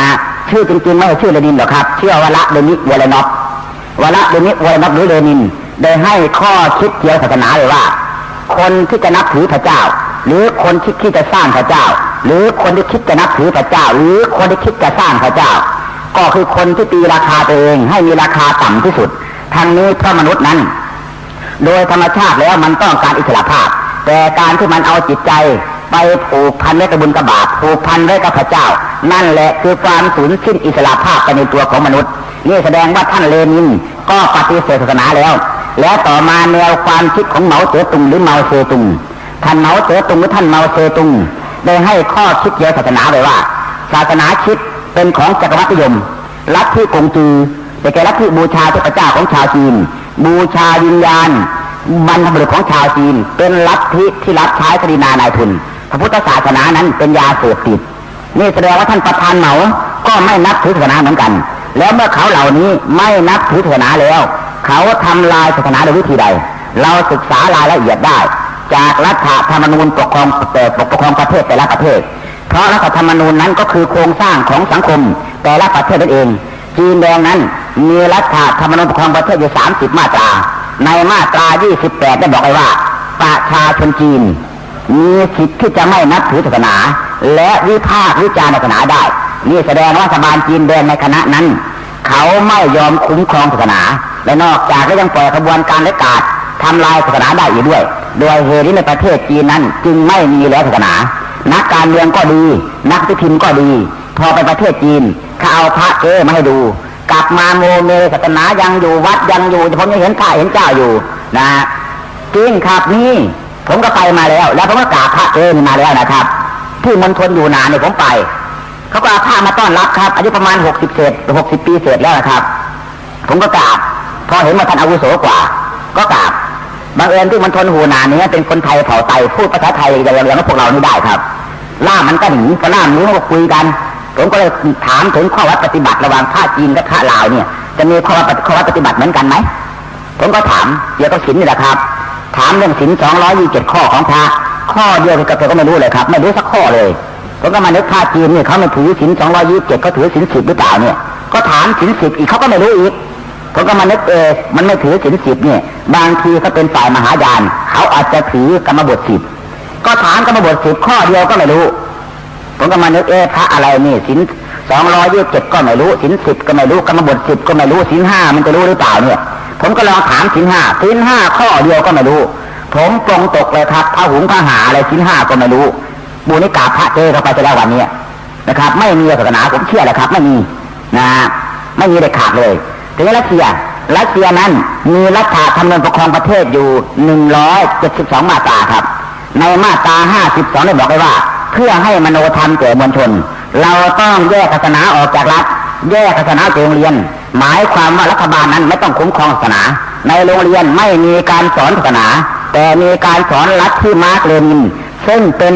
ลัทธิที่ปฏิปักษ์ศาสนาเอามาแทนเพราะฉะนั้นที่ประเทศรัสเซียก็ไม่มีเหมือนกันถึงจะมีก็มีพระเก้ครับหรือพระนักการเมืองเป็นพระหน้าฉากแบบเดียวกับประเทศจีนที่ผมไปโดนมาแล้วครับทีนี้ย้อนกลับมาประเทศลาวในประเทศลาวนั้นเนี่ยเขาได้เอาครูอาจารย์เก่าๆนี้ไปสัมมนาหมดแล้วเขาได้เอาครูใหม่ของเขาซึ่งเรียนจบมาจากรัสเซียมั่งเวียดนามมั่งเอามาสอนเด็กแทนหลักสูตรเก่าถือว่าเป็นหลักสูตรคดีนายทุนลบล้างเพราะฉะนั้นเด็กตัวโตอายุ13 ปีขึ้นไปนะมันเรียนมัธยมแล้วนี่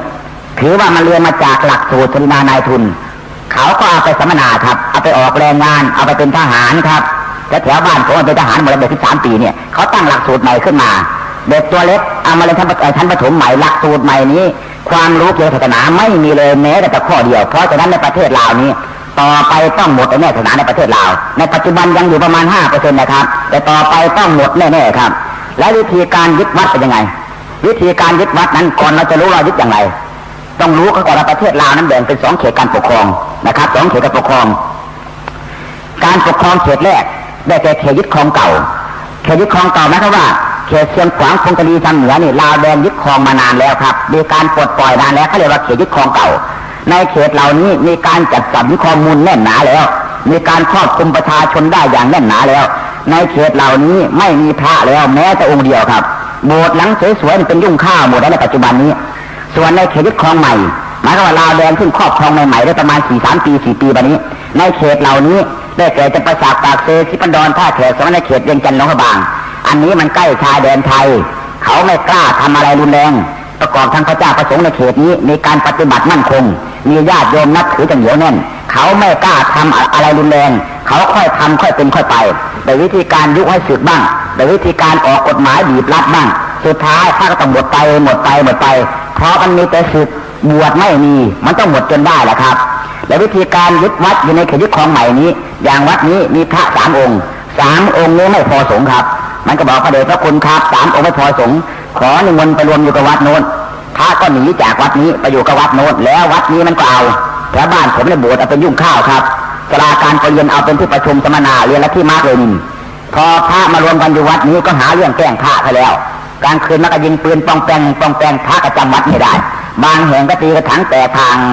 ทางลำวงรอบวัดพระก็จำวัดไม่ได้พอถึงแต่ค่ำ15 ค่ำมาแทนที่จะมีญาติโยมเข้ามารับศีลฟังเทศน์เหมือนประเทศไทยหรือลาวสมัยเก่ามันกลับตีแกงให้ประชาชนไปชุมนุมกันที่บ้านกำนันผู้ใหญ่บ้านแล้วไม่มีคนเข้าวัดพระตั้งบาตรเปล่ารำคาญใจสึกอีกเหลืออีก3 องค์นั้นก็ไม่พอสงฆ์อีกก็บอกพระเดชพระคุณครับนิมนต์ไปรวมอยู่กับวัดโน้นแล้ววัดนี้ไม่เอามันค่อยเอามาทีละวัดอย่างเงี้ยในปัจจุบันนี้จังหวัดนอกนั้นไม่มีแล้วครับหมดแล้วส่วนตามเขตริมแม่น้ำโขงนี้เหลือประมาณ 5%และพระที่เหลืออยู่นั้นจะเป็นพระพุทธังสรณังคัจฉามิข้าพเจ้าถึงพระพุทธเจ้าว่าเป็นที่พึ่งแบบพระไทยไม่ได้ต้องเป็นพระมาร์กซิสสรณังคัจฉามิข้าพเจ้าถึงคานมาร์กก็เป็นที่พึ่งนั่นต้องเลี้ยงหมูเลี้ยงเป็ดเลี้ยงไก่ปลูกผักมันไม่อยู่ได้นะครับที่นครหลวงเวียงจันทร์นี่ถ้าท่านไปอยู่นานๆท่านจะรู้เองครับไปอยู่เลยครับไปดูได้ครับนะ7 วันในนครหลวงเวียงจันทร์เองนะครับส่วนบ้านนอกก็ถือว่าเป็นงานอาจินแหละครับไอ้ปลูกมันดั้งปลูกมังสับปะหลังเลยครับเป็นธรรมดาครับส่วนนครหลวงเวียงจันทร์ท่าเวียงจันทร์นั้นทุก7 วันเขาจะรถCMCนี่มาใส่รถทหารนะครับใส่บรรทุกไปเต็มรถเลยครับเอาไปออกแรงงานครับ7 วันครั้งหนึ่งนะครับแล้วก็มีจอบมีเสียมมีเครื่องมือเต็มในรถนะพอไปจะไปนั่งสงบเสงี่ยมไปไม่ได้เพราะถ้าสงบเสงี่ยมไปถือว่าไม่พอใจในการทำงานความคิดยังไม่ก้าวหน้าต้องเคาะจอตีเสียงต้องเป็นอย่างนี้นะครับไปดูได้ที่เวียงจันทร์เลยครับนะเสร็จแล้วจะปลูกมันดั้งบ้างปลูกมันสับปะหลังบ้างพอเวลาฉันข้าวต้องฉันแบบปาร์ตี้ครับแบบปาร์ตี้ก็แบบนั้นก็ตั้งโต๊ะยาวๆเดินหวดแบบนี้ค่ะเรียกว่าแบบปาร์ตี้เพราะฉะนั้นพระลาวกับพระไทยแตกต่างกันเลยนะครับพระไทยเป็นพระพุทธพระลาวเป็นพระปาร์ตี้ครับนะฉันข้าววิธีการยืนกินนะครับเป็นอย่างนี้นะครับนี่มันทำลายศาสนาชัดๆนะครับเนี่ยต่อไปต้องหมดแน่ๆครับมันไม่ค่อยหมดลงทีละน้อยด้วยเหตุนี้พระเดชพระคุณท่านทั้งหลายที่ฟังผมบรรยายมานี้ก็ดีหรือคุณโยมที่ฟังอาตมาบรรยายมานี้ก็ดีคุณโยมมีหลวงปู่หลวงตาหลวงนาหลวงลุงหลวงพี่หลวงน้องโยมกลับไปนี่ไปรับราชการกราบเรียนท่านได้เลยว่าพวกคอมมิวนิสต์นั้นไม่มีศาสนาอย่างแน่นอนแต่ในปัจจุบันนี้มันยังไม่ด่าพระไม่โจมตีพระไม่ฆ่าพระไม่ทำลายพระเพราะมันไม่ต้องการสร้างศัตรูหลายตัวเขาเรียกว่าแสวงจุดร่วมสมมติจุดต่างไว้ซะก่อนแต่เมื่อไหร่มันสามารถเอาชนะพลังขุนศึกคือทหารตำรวจเรียบร้อยหมดแล้วและสามารถเอาชนะพลังมวลชนคือนิสิตนักศึกษาปัญญาชนเรียบร้อยหมดแล้วเมื่อนั้นมันจะต้องทำลายพระมหากษัตริย์เป็นอันดับ2แล้วทำลายศาสนาเป็นอันดับสุดท้ายแบบเดียวกันในประเทศลาวในสมัยยังไม่ชนะกาพระก็เป็นอาราธนาศีลเป็นอาราธนาเทศเป็นแต่พอมันชนะเด็ดขาดแล้วเอาพระไปเลี้ยงหมูมันก็ทำเป็นให้โยมบอกท่านอย่างนี้โยมนะก็ฟังแล้วพี่น้องท่านผู้ฟัง จิตใจหดหู่อันนี้มันเกิดขึ้นที่ประเทศใกล้บ้านเขาเนี่ยพี่น้องท่านผู้ฟังก็เป็นสิ่งที่นำมาฝากเป็นข้อคิดในฐานะที่เราเป็นวาสกวาสิกาเป็นศรัทธาพุทธบริษัทที่ต้องช่วยกันทนุบำรุงพระพุทธศาสนาเป็นกำลังใจพระสงฆ์องค์เจ้าเปิ้นจะได้มีกำลังใจค้นหาพระธรรมวินัยห้ามเฮียนในยุคปัจจุบันเนี่ยพี่น้องท่านผู้ฟังพระสงฆ์องค์เน้นต้องเฮียนหนังสือไม่ใช่เหมือนสมัยก่อนสมัยตะก่อนนี่การพัฒนาทางด้านการศึกษานี่มันบ่ค่อยเจริญต่อใดคือได้เฮียนพ่องไม่ได้เฮียนพ่องถ้ามีตังค์กับได้เฮียน การขยายโอกาสทางด้านการศึกษาเนี่ยมันมีขอบเขตที่จำกัดและในยุคปัจจุบันเนี่ยว่าเฮียนก็ต้องเฮียน ถ้าเฮาบ่เฮียนเฮาก็บ่ตันโลกนั่นแหละบ่ตันสังคมอันนี้ก็เป็นสิ่งที่นำมาฝากพี่น้องท่านผู้ฟังได้เป็นข้อคิดฮู้ไว้ใจว่าใส่บาแบกหามในหลักธรรมะอันเป็นคำสอนขององค์พระสัมมาสัมพุทธเจ้าที่ครูบาอาจารย์เปิ้นยกเอามาเล่าสู่กันฟังว่าคนเฮาทุกคนนั้นเกิดมาพร้อมกับกรรมมันเป็นกรรมที่เฮาได้กระทำไว้แต่ตั้งแต่อดีตปางชาติก่อนบ่ว่าจะเป็นกรรมดีกรรมบ่ดีกรรมที่เกิดจากกายกรรมที่เกิดจากวาจาและใจของเฮาเป็นกรรมที่บ่สามารถกำจัดให้หมดเสียงไปได้แต่สามารถทำให้บรรเทาเบาบางลงได้หากเฮาทั้งหลายได้ปฏิบัติตนให้เป็นคนดีประพฤติปฏิบัติในสิ่งที่ดีๆหลีกเลี่ยงการกระทำความบดีนะกรรมเก่าที่เอามาฝากวันนี้ก็คือเอาดีใส่ตัวเอาความบดีให้คนอื่นมีความหมายว่าแปลงดีใส่ตัวเก่าโยนความบดีให้เปิ้นคนอื่นยิ่งเป็นผู้นำนี่บ่ควรทำสิ่งที่กล่าวมาแล้วคนเฒ่าคนแก่โบราณอาจารย์กล่าวไว้ว่าบดีบาปบุญคุณและโทษเนี่ยเป็นเหมือนเงาติดตามตัวเฮานะคนอื่นบ่ฮู้เฮาฮู้หรือที่ครูบาอาจารย์ว่าทำกรรมหนึ่งที่เปิ้นบอกว่าผีคนบ่ฮู้ผีฮู้คนมาหารผีหารกรรมเก่าทำกรรมหนึ่งพี่น้องท่านผู้ฟังที่มีความหมายเสือเท่าจำศีลมีความหมายว่าปากดีแตะโอ้เจ้าแม่นายแม่เจ้าพ่อนายพ่อแต่ในใจเนี่ยบัดตามแต่งจ๋าเอางามน้ำใสล้างหน้าแต่จริงเป็นคนที่มีเล่ห์เหลี่ยม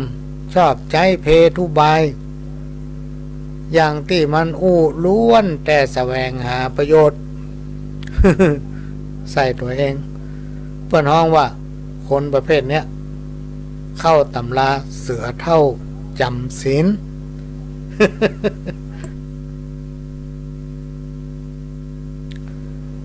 นี่ก็เอามาฝากเป็นข้อคิดก็จะมาอ่านข่าวให้ฟังยกมือสาวันตากับไหวกูลพระปฏิมาวันตาต้านไทยธรรมะโวหารขอวานกาบเก้าข้าจักไขสำเนาเก่าจีกรรมคนเฮานี่หนอพ่อหันเดี๋ยวนี้สับสนปนพี่ตีหนังกรรมคนมนุษย์บ่สุดหวังกรรมเก่าก็ยังจุ่งฟังแก่เท่าพระพุทธองค์ดำลงแลกเงาสร้างไว้หมู่เฮาบับป้นกำไพเว้นมันตัวตันหนีบโยนมันสาวสืบส้นตัวมากรรมคนเฮานี้มีแน่นักหนาสุดแต่หงยาหักษาบ่ได้กันกรรมมาเถิงลอดเถิงมาใกล้หนีไปตังใดต้านไทยเท่าแก่หนุ่มกรรมทำดีเอาไว้กรรมติดสืบไส้มาตึงศาสนาซ้อยหนุ่มน้อยกึดเถิงอย่าเมาลุ่นเลิงเก่งค้อนแล้วเจ้าพ่องรับลวดตายมีหลายแบบเบ้าเปื้อกำปลาเอาก่อนนั้นพ่องก็กินยาตายมีหลายลืบจันพ่อกำก่อนอันตยมา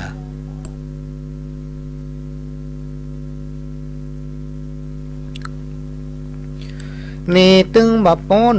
บันดลตัวหาวาสนาปาไปบ่ว่าหนุ่มเท่าเรื่องกรรมนี้หนอวอนขอพระเจ้าบ่ได้บรรเทาผ่อนไว้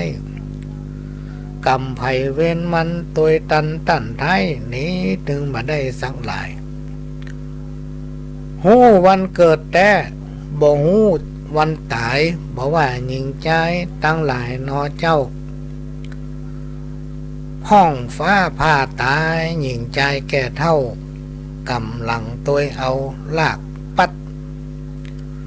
สุดแต่พระสงฆ์องค์เน้นอยู่วัดยังตัดลากอันบันไลนี่กันตึงบะโป้นคนเฮาสมัยจุ่งทำดีไปสืบไว้ไปหน้าทุกคนมีกรรมนำมาปู่ป้าเมื่อกรรมจักปาไปน่องไว้ตามพระพุทธาสอนมาข้อใจอยู่ร่วมกันได้เป็นกูลสร้างความดีไว้บ่ได้หายสูญมีบาปกับบุญบ่สูญฝุ่นแย่ความตายนี่หนอบ่อยู่รอท่าจัดนำมาบ่เว้นกันกรรมมาถึงเทิงตันหนีบเกณฑ์มันตัวตามเส้นนำมาเพื่อเหลือกันไว้อย่าได้อิจฉาอย่าไปนินทาจากขวนเล่าต้านมีการมีงานช่วยวานเจ้าบ้านจะไปเลือกงานนั่งจดชีวิตคนเฮาเอามาเมาหมดเหมือนกับเมาหมดอดช่วยสร้างความดีฮักชื่อเสียงไว้มีศักดิ์ศรีตายแล้วยังมีคนที่กราบไหว้มีทรัพย์สิ่งของเงินทองบัตรได้ตายได้อย่างไปพี่น้องฝากความอาลัยไว้กับเพื่อนป้องมันถูกต้องศีลธรรมขอเว้นโลภะโมหะเป็นกรรมเขาได้นำกรรมมาอวดอู้ความดีของคนยากจนจุผู้จักเอ็นดูสืบไว้และนายเหย ทำอันหนึ่งเป็นข้าวตำนานพี่น้องท่านผู้ฟังยอพระนมก่อนสุนทรข้าวจ้อยพี่น้องเหนือใต้ฟังไว้ก่อนจ่าเจิญฟังที่จันแม่นมั่นก็หาพิจารณาเอาเหนือใต้ตำนานมาถึงรอดเริงห้อนไม่หันมีไปสัปปะพระอริยะเมตไตรได้เกิดตั้นพระมานะช่วยสร้างต่างบุญศาสนาพุทธจะมุดสูญหายป้อเนรคุณสุนหาลูกเต้าน้ำเชื่อเหงื่อใครเป็นใดพ่องเจ้าลูกข่มขืนเอาลูกฮักท่านหมูท่านหมานำมาจ่องจักไผ่มักลูกเต้ายิงแปลงสุด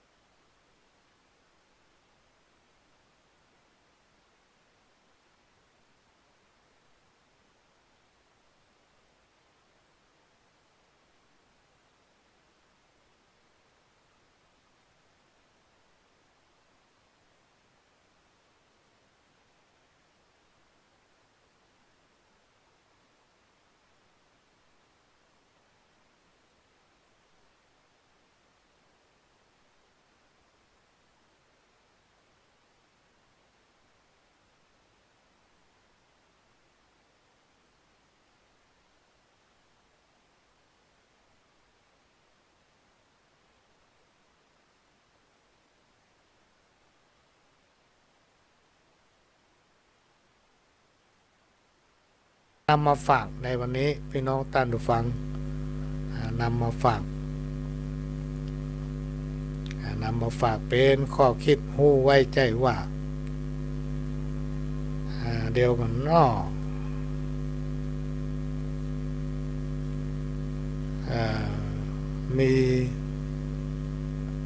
มีไลน์เข้ามาพี่น้องท่านผู้ฟังไลน์ของไผ่บ่ฮู้นี่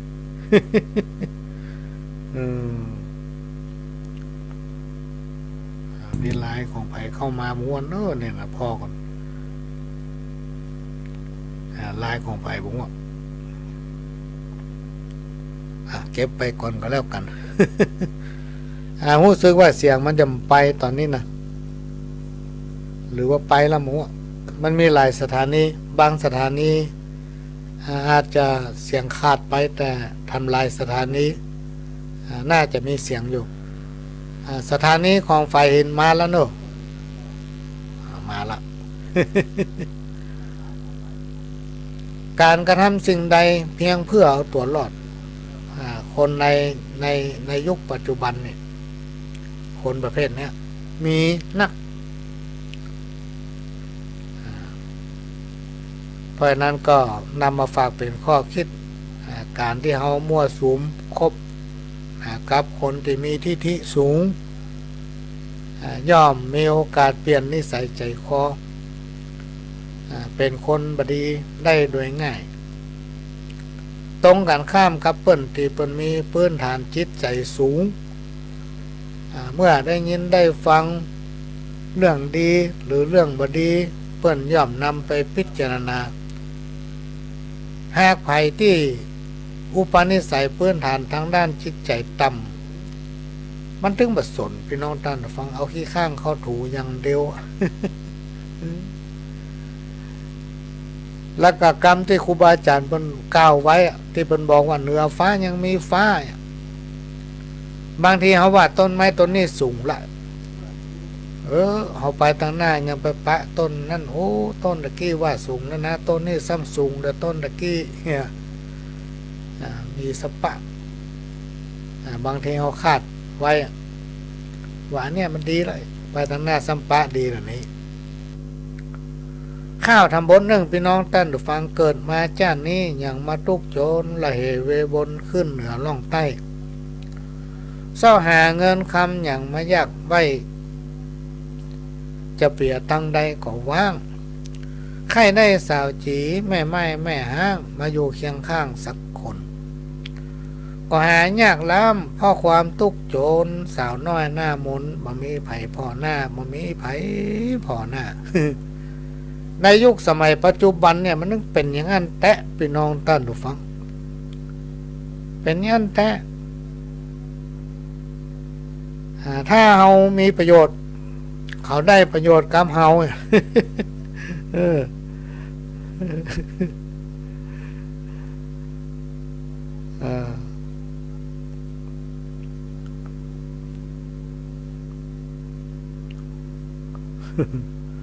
เขามีประโยชน์กับเราน่ะโอ้มันดึง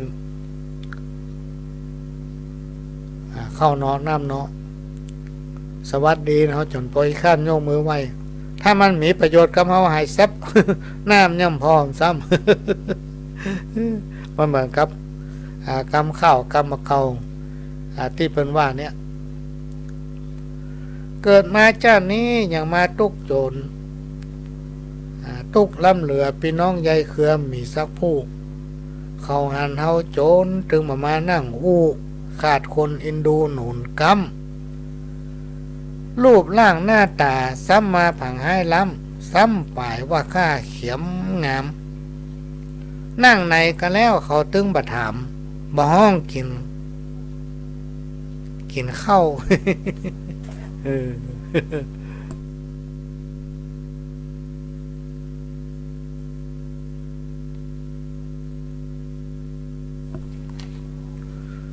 พี่น้องท่านผู้ฟังขณะนี้พี่น้องท่านผู้ฟังก็กำลังรับฟังรายการสาระธรรมกรรมเก่าจากสถานีวิทยุกระจายเสียงพระพุทธศาสนาแห่งชาติและสังคมขึ้นเพื่อการศึกษาพระพุทธศาสนา และวัฒนธรรม FM 104.50 เมกะเฮิรตซ์วัดไฟหินและก็สถานีวิทยุ CM77 หรือล้านนาเชียงใหม่และก็สถานีวิทยุของวัดประแดงหลวงวัดประแดงมหาวิหาร3สถานีพร้อมกันในเวลานี้ตั้งแต่เวลา 4 โมงไปจนถึง 6 โมงมะแรงดำเนินรายการด้วยเก้ากับผมประหลวงสว่างธาตุอินจันทร์ประธานเครือข่ายกองทุนแม่ของแผ่นดินจังหวัดเชียงใหม่และ8จังหวัดภาคเหนือและก็ตำแหน่งใหม่ๆเมื่อ2 เดือนที่ผ่านมาก็ได้รับการแต่งตั้งให้เป็นรองประธานศูนย์ประสานงานกองทุนแม่ของแผ่นดินแห่งชาติสำนักงานอยู่ที่กรุงเทพมหานครและตำแหน่งล่าสุดก็เป็นที่ปรึกษาผู้ตรวจราชการภาคประชาชนจังหวัดเชียงใหม่สังกัดสำนักปลัดสำนักนายกรัฐมนตรีทำเนียบรัฐบาลกรุงเทพมหานครเหมือนกันมีหลายคนโทรมาหาตะคืนว่าโอ้หลายตำแหน่งและหลายตำแหน่งว่าคือรักษาสุขภาพห้องเน้อลูกพอมีตำแหน่งได้บ่กี่วันพี่น้องท่านผู้ฟังทุกแรงเขาจะมาดูคำสั่ง ดูการประสานงานจากที่ต่างๆอย่างกองทุนแม่ของแผ่นดินนี่ถึง8-9ไม่ถึง10ภาคในประเทศไทยนะถึงส่วนกลางถึงภาคประชาชนวันหนึ่งนี่มีเป็น 400-500 ข้อความแล้วก็มาเพิ่มรองประธานศูนย์ประสานงานแห่งชาติโดยหลักๆแล้วเครือข่ายกองทุนแม่ของแผ่นดิน8จังหวัดภาคเหนือก็เต็มที่แล้วใน2 วันนี่ประจำปันหัวข้อความพี่น้องท่านผู้ฟังกันเลยน้อยก็ถือเป็นเกียรติกับวงตระกูลถือเป็นเกียรติกับตัวเองที่ได้มีโอกาสเกิดมาเป็นคนกับเปิ้ลนะแล้วก็ได้รับใจสังคมได้รับเกียรติอย่างสูงสุดจากผู้รักผู้ใหญ่ในจังหวัดเชียงใหม่ในภาคเหนือรวมมาถึงระดับประเทศกรุงเทพมหานครที่ได้ให้เกียรติแต่งตั้งให้เป็นที่ปรึกษาผู้ตรวจราชการภาคประชาชนประจำจังหวัดเชียงใหม่สังกัดสำนักปลัดสำนักนายกรัฐมนตรีและก็เป็นรองประธานศูนย์ประสานงานกองทุนแม่ของแผ่นดินแห่งชาติระดับประเทศก็ถือเป็นมงคลของชีวิตพี่น้องท่านผู้ฟังก็จะตั้งจิตตั้งใจรับใจไปจนวันตายนะ ถ้าตายมาได้กันย่างมานะอันนี้ก็เป็นเรื่องที่นำมาเล่าสู่กันฟังก็มาฟังข้าวทำบทหนึ่งอันนี้คนเฒ่าสอนหลานจากป่อคำอ้ายตุ้ยตาบ้านปะตึงหลวงพุล่าอำเภอแม่ออนจังหวัดเชียงใหม่ลูกหลานเฮ้ยปู่เคยสอนไว้เฮ้อเจ้าลูกไทยจุ่งได้ทำตามอันใดบ่ฮู้ก้อยอู้จะถามคนเฮาจะงามเพราะการแต่งย่องอยู่ตามกองธรรมน้อมนำถูกต้องเป็นแนวกองชีวิตกายว่าจะใจต้องได้พินิจ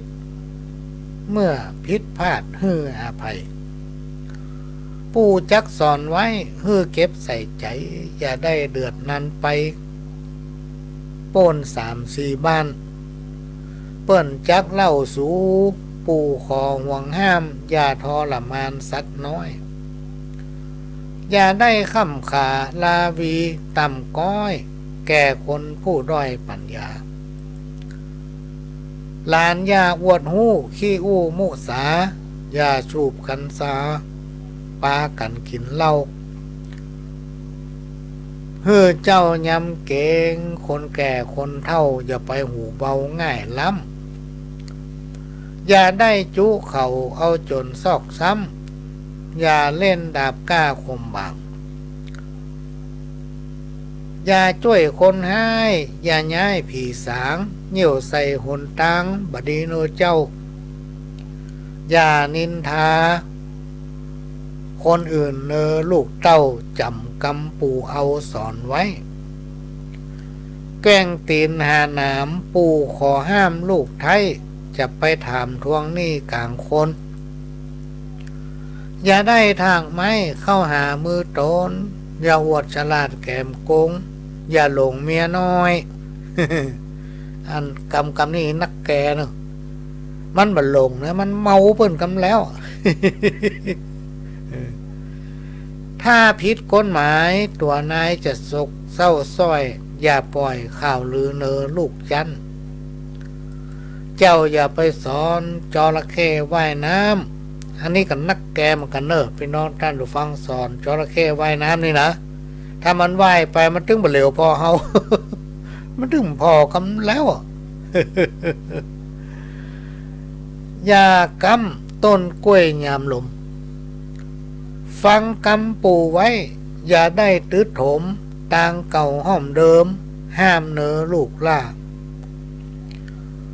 อย่าพ่อหน้าโจรอย่าสนคนบ้าอย่าถมน้ำลายขึ้นฟ้าอย่าเปิ้งคนพาล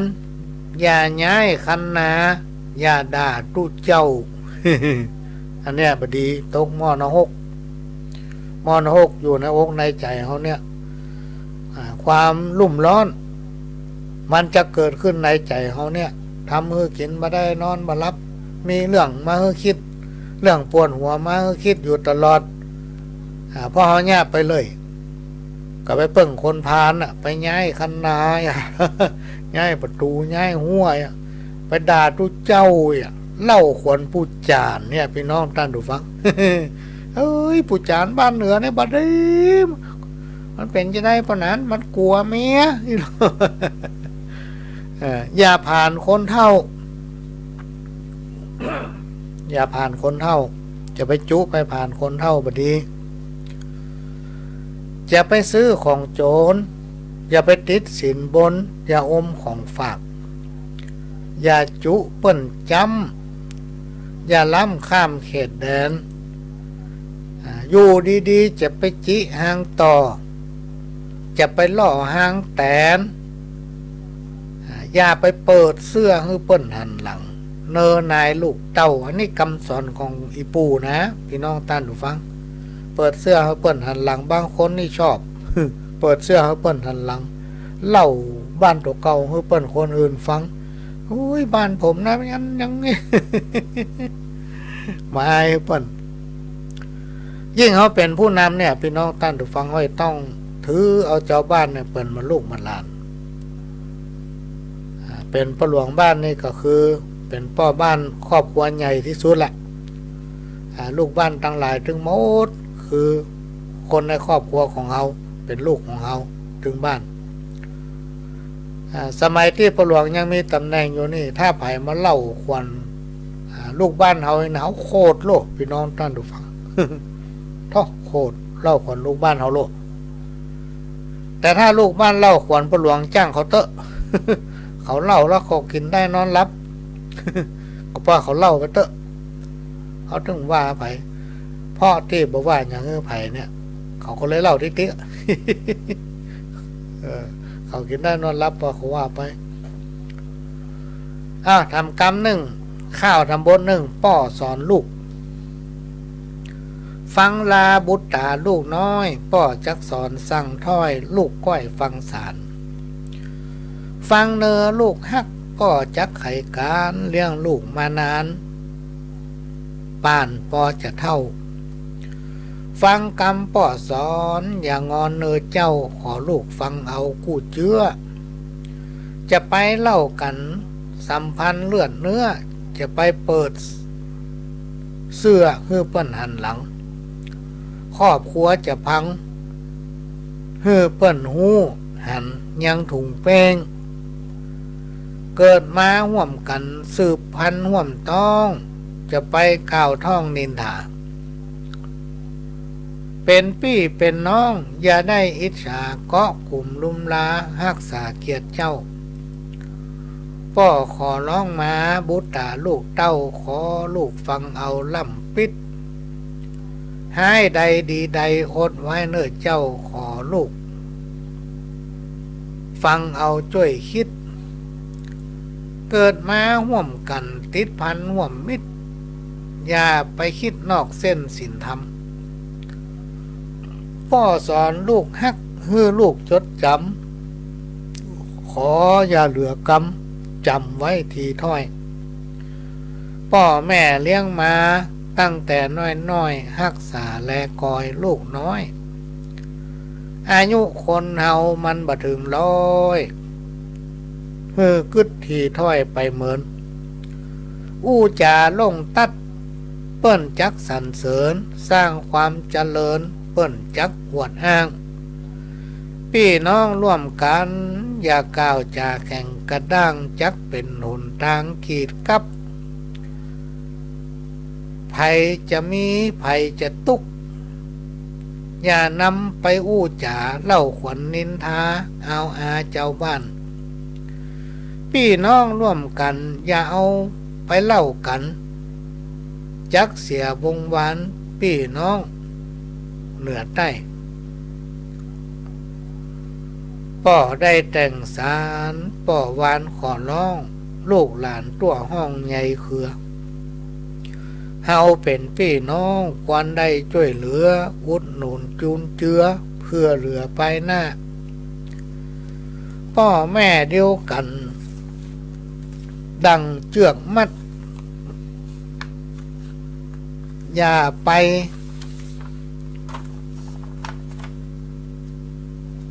จองหองกึดตองไปนักพ่อจักสอนเจ้าเนื้อไหนเปิ้นมีสิ่งทรัพย์อย่านับอิจฉาวาสนาจะตาปาเฮามาอย่างอีเฮือมันกินตาลเฮือโป้นผ่านก้อนกี้บุญปารมีช่วยกำอู้กันหนัวไข่หัวม่วนล้ำจักเถิงเขตกำเจริญปลายหน้ากรรมในอนาคตจักหมดไปห่างเหินจักมีแต่ความเจริญเพิดเพลินบ่อน้อยบางคนไปเข้าใจผิดพี่น้องท่านผู้ฟังว่าโอ้ไปเมากะกินกะตานเฮาจะกินยังบ่ได้กินเนี่ยมีสตางค์นิดๆหน่อยๆจะเอาไว้ซื้อนั่นซื้อนี่เอาไปตานเหียนี่หรอบางคนคิดผิดที่ประหลวงว่าคิดผิดเนี่ยพี่น้องท่านผู้ฟังสมัยก่อนประหลวงก็เป็นคนคิดอย่างเงี้ย เฮามี10 บาทเอาไปตานเนี่ยเฮากินยังเนี่ยมาถึงวันนี้ถึงหู้แล้วก็อู้ได้ว่าของที่เฮาตานไปเนี่ยกำเดียวมันมีมาพี่น้องท่านผู้ฟังบ่ต้องกลัวเสี่ยงการทำบุญเนี่ยจะไปกลัวเสี่ยงและให้ตั้งใจทำด้วยความตั้งใจบางทีพ่อหลวงมีสตางค์นี่นะ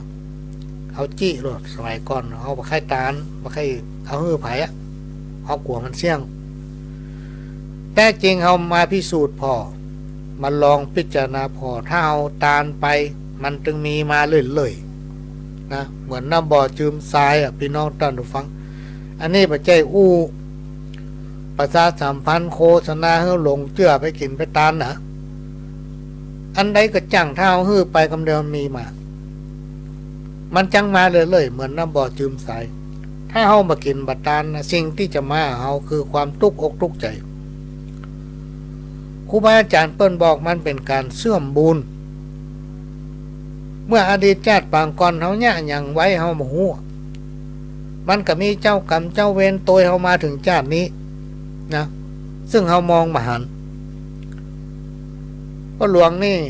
ไม่ใช่อู้เข้าข้างตัวเก่าเขาจะหยาดน้ำถึงวันพี่น้องท่านฟังไหว้พระถึงวันก่อนนอนอะระหังสัมมาสัมพุทโธภควาตามเวลาที่เขามี แล้วก็ลุกไปหยาดน้ำจะไปอธิษฐานฮื้อตัวเก่า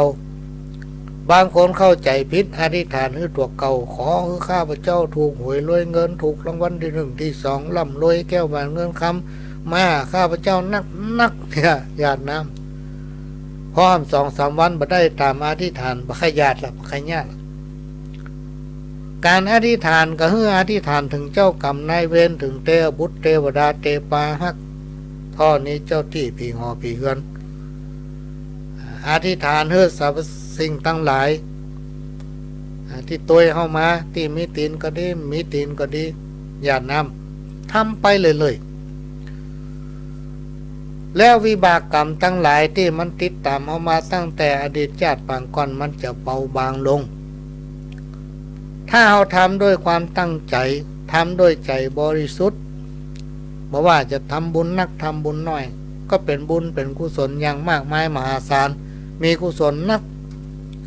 เพราะเราทำด้วยความตั้งใจถ้าเอาเปิ้นว่าไอ้นะพี่น้องตั้นดูฟังมันถึงอยู่อย่างนั้นกินอย่างนั้นอ่ะ มีอย่างมาช่วยอันนี้เราสังเกตพอตัวเก่าที่เรานำปฏิบัติมาเนี่ยมันได้ผลอย่างที่ว่ามาเนี้ย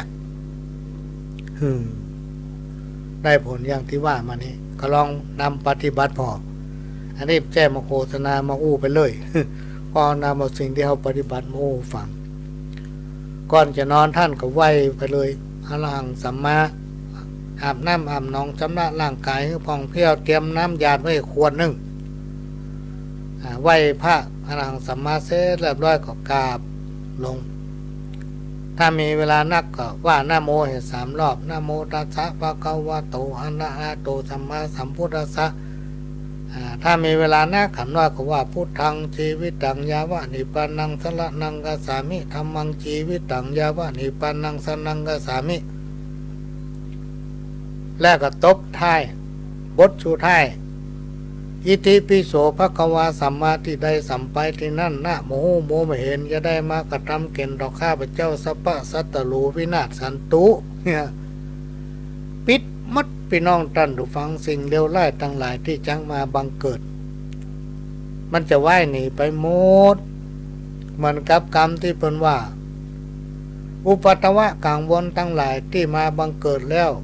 จงระงับกับหายไปที่บ่ได้มาบังเกิดเพื่ออย่างอาจสมถะมาบังเกิดด้วยเตชะภาวะที่ข้าได้ไว้สาสวดมนต์ภาวนาก่อนรับก่อนนอนในขันละบันนี้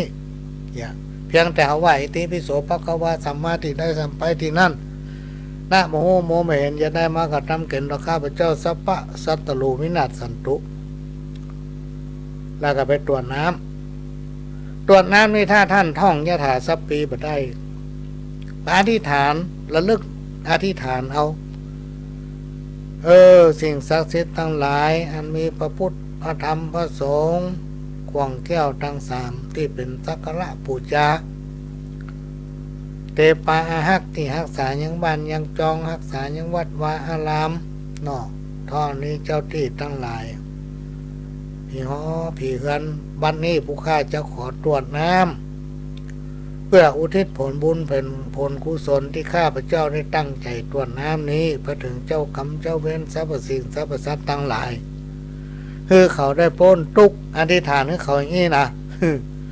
คือได้เสวยสุขทุกตนทุกตัวคือน้ำหยาดนี้ไปถึงเขาจิตวิญญาณเขาทุกตัวทุกตนได้สำเร็จตามที่ข้าอธิษฐานได้แผ่นเสื้อแผ่นผ้าแก้วแหวนเงินคำเนอเนาะหลายๆคนไปคิดว่าในวิหารที่พระเจ้านั่งอยู่เป็นเทพพระเจ้าไปอธิษฐาน ไม่เป็นได้เลยอธิษฐานให้ถูกหวยให้ได้เงินได้ทองเปิ้นสอนให้ละโลภเกิดหลงเนี่ยกันพระเจ้าปากได้พระเจ้าอีกด่าหัว นี่พระเจ้าปากมาได้พอไปอธิษฐานมาได้ไปละ สัมติจุเจ้าตีอธิษฐานติ๊กขอติ๊กพอได้นะมันพอแต่ขอมเตือนเตย เอาเขาจะตีลำคันหนีไปอยู่การแรงหมดอู้ไปอู้มาก็ม่วนไปติ๊กๆพี่น้องท่านผู้ฟังอู้ไปอู้มากำลังม่วนเวลาหมดเวลาละมันอ่านสว่าง กำเดียวก็มากำเดียวก็ย่างพี่น้องกูถ้าฟังบอกใกล้เธอตั้งใจฟังมาพี่น้องวันนี้ว่าจะแง่กินลำสกรรมมาอู้กันย่างฟังกับแง่กินไปแล้วฟังไปโดยคะแนนจะไปหิ้ววิทยุเข้าห้องน้ำเป็นวัดเป็นไอมาหายสักเตื้อ หมดเวลาละพี่น้องท่านผู้ฟังพ่อหลวงก็จะขอนำรายการนี้ จากพี่น้องท่านผู้ฟังไปก่อนขอ